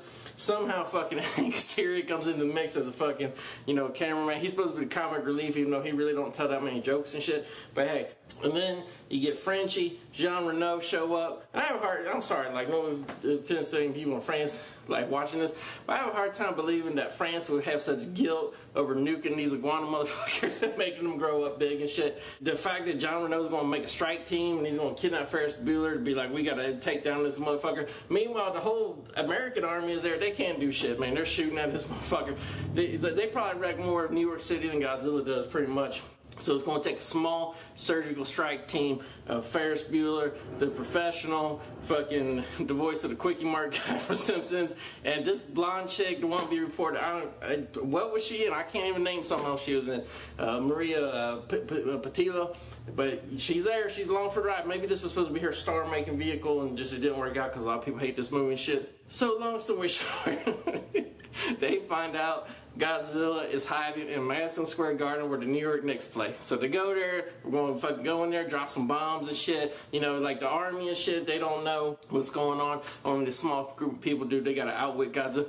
When they get there, it turns out Godzilla has fucking laid 1 million eggs. And when I say 1 million, I'm not exaggerating. Madison Square Garden as a basketball stadium, when if you want to go see the Knicks play a game, I think it seats like 24,000 people. Well, somehow Godzilla laid like 48,000 eggs in this motherfucker. And these eggs are giant, man. They're like fucking 9 feet tall. And when the babies start coming out, they're kind of like the Velociraptors from Jurassic Park, but they're much bigger, they're much meaner and shit. Too long of a fucking scene, this baby Godzilla shit going on to blow him up and shit. Meanwhile, by this point, the big Godzilla's supposedly dead. He jumped out into a river and some submarines took him out. But, wink, wink, we know this motherfucker ain't going. He's got to live till the end. So they blow up all the baby Godzillas.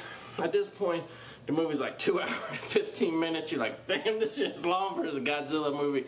And it's like, nope, some more. So Godzilla, turns out he really wasn't dead. And that's another thing, is Godzilla laid all these eggs, he had all these babies. So to me, this Godzilla is a woman, but they keep explaining what's the scientific bullshit over and over that no, it's really, I think they was afraid of pissing the fans off too much, being like, no, we can't turn him into a girl, so it's a guy, but somehow he lays eggs. Shit, that's a girl Godzilla. That's a female Godzilla right there. And by the way, you already pissed off the fans by making him look like a fucking pet shop iguana and shit. So yeah, so at the end, there's one last chase scene, Godzilla going after him, they're driving in a New York cab, fucking he chews him up, spits him out, next thing you know, missiles come down the bridge, kill Godzilla, and they play it like it's a real heart-touching moment. Like, this motherfucker never had a chance. He got bombs dropped on him. He grew real big. He had to eat all the fishing boats. He had to wreck New York City. He had to fucking burrow into the fucking basketball stadium shit. So, I mean, they really play heavy-handed. And this probably sounds like the most ridiculous, like, geez, man, like, overstuffed, too many characters, too fucking long for some simple shit about a monster that comes out of the fucking ocean and shit. And I gotta say, that's why it's fucking good.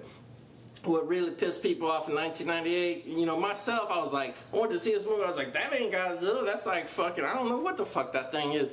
But 16 years have passed, whatever, there's a new Godzilla movie. If you really want to see a Godzilla, looks like Godzilla, I guess there's like 80 or 90 Japanese movies with a motherfucker in a rubber suit.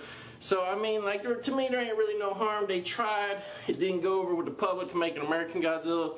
But as a movie, this movie's fucking fun, man. I had a lot of fun watching this shit. Like, it was pulse pounding. Only real complaints is it's too long, about 20 minutes too long.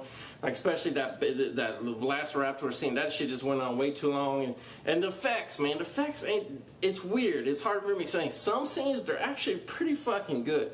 Some scenes, it looks like sci-fi channel shit, man. Like, the motherfuckers are walking, but they're like floating over the ground where they're supposed to be, and it's just, I don't know, it's just weird and shit. Bad CGI, rush CGI. But overall, it's a fun movie. It just could have been better, with probably some better editing, some better special effects, maybe some better comedy writers. I don't fucking know. As much as everybody like hate this movie and shit, and that's the thing too, is like I hadn't seen it since the theater. And to put it in perspective, this happens to me a lot when I watch movies from the 80s and 90s. I don't remember that good. Watching now, and it's like, damn, this movie's actually pretty good compared to shit I'm used to watching now. So anybody who's like just kicking this movie, hating this movie, whatever, and then going out to see Michael Bay Transformer movies, give me a fucking break. Rest for a while, alright? So Godzilla, watching again, yeah, it ain't the real Godzilla, but still a cool fucking giant creature, some good action scenes. I thought there was some funny shit a little bit. I didn't find it too, like, whatever, maybe a little too long. I gotta give it a good review. I had a lot of fun with it. I'm gonna rate it as a movie 7.5 out of 10. Don't have a heart attack. Don't write me hate letters. I'm sorry, but I like the movie kind of. All right, picture and sound on this Blu-ray. This is there was actually 2 Blu-rays of Godzilla. One was just like a regular Blu-ray that had all the special features of the DVD that came out before. This is the new, came out a year ago, mastered in 4K edition. Basically, what this is it's just remastered. You know, still regular 1080p Blu-ray shit, but they remaster it from a better quality master and shit. And also, they took all the special features off. So it's kind of, if you get this edition, it's kind of bad and it's kind of good. Took all the special features off so they can make more room for the picture and sound, make it really good. The bit rates are really high compared, and maybe that's why it looks so good. The movie looks fucking great, but you know, and there is a lot of like rainy nighttime scenes. This movie's famous, a lot of, I don't know, like somehow a dark rainstorm hit New York just right when Godzilla hit, and it's so they could hide some of the CGI and shit. So the night scenes, I mean, they look good, but it's really the daytime scenes look bad. The only shit that really looks bad in this movie, and I think it was a stylistic choice of the director, was the French team with John Renauders. Like, they're doing a lot of little stakeouts, like in hotel rooms, hiding out and shit, smoking cigarettes, drinking coffee. And I think they was going for like a French, I don't know what. Like, those scenes are really hazy and like overly like grainy and stuff compared to the rest of the movie. So I think with those scenes, Roland Emmerich was going for, I don't know, a French, European film look and shit. But the rest of the movie is fucking good, you know, when they're walking around in the daytime and shit. The sound was fucking awesome, man. You know, the DTS HD master sound and shit. I gotta say, I mean, like, yeah, you expect all the, like, boom, boom, when the Godzilla's on the street and the screams and shit be good. But really, like, it was just more the immersiveness of it, the rainstorms. They did a lot of, you know, surround sound activity with the rainstorm. I really felt, like, all cold and rainy when I was watching this shit, actually. So, yeah, picture and sound, man, the mastered in 4K edition ain't no joke. I could not imagine this thing looking any fucking better. Probably looks better than when you saw it in the theater in 1998 and hated the shit out of it. So, picture and sound, man, I got it rated super fucking high. I'm going to go 9 out of 10. Alright, special features, because like I said, this is the mastered in 4K. It's kind of like the super bit edition that they had on DVD where they stripped all the shit out and make it better. No special features. No, they made a new menu when you turn it on. It shows like a CGI street, like getting, I don't know, it's like all stompled and shit. But I don't count that as a special feature. There ain't no trailer. There ain't nothing. No special feature. Special features, sorry, gotta go 0 out of 10. Alright, so that's it for Godzilla, man. Probably, you know, depending on your age range of shit and how much you care about Godzilla, either you hate this or you just saw it one time, don't forget. Like, hey, man, don't hate on me for liking it. I liked it. I think it's a good fucking movie. It's the first big budget, giant monster movie that would later on go on to pave the way for, you know what I mean, Transformers, Pacific Rim, and the new Godzilla and shit. So don't hate on it too much. It might not be a movie you like, but I'm telling you, it ain't really the biggest piece of shit the way everybody makes it out to be. So yeah, give it another chance. You've got room in your heart to give this fucking lizard iguana motherfucker, so, you know, one more spin and shit, because I guarantee you it's going to be not nearly as bad as some of the bullshit that's going to be coming out later this summer.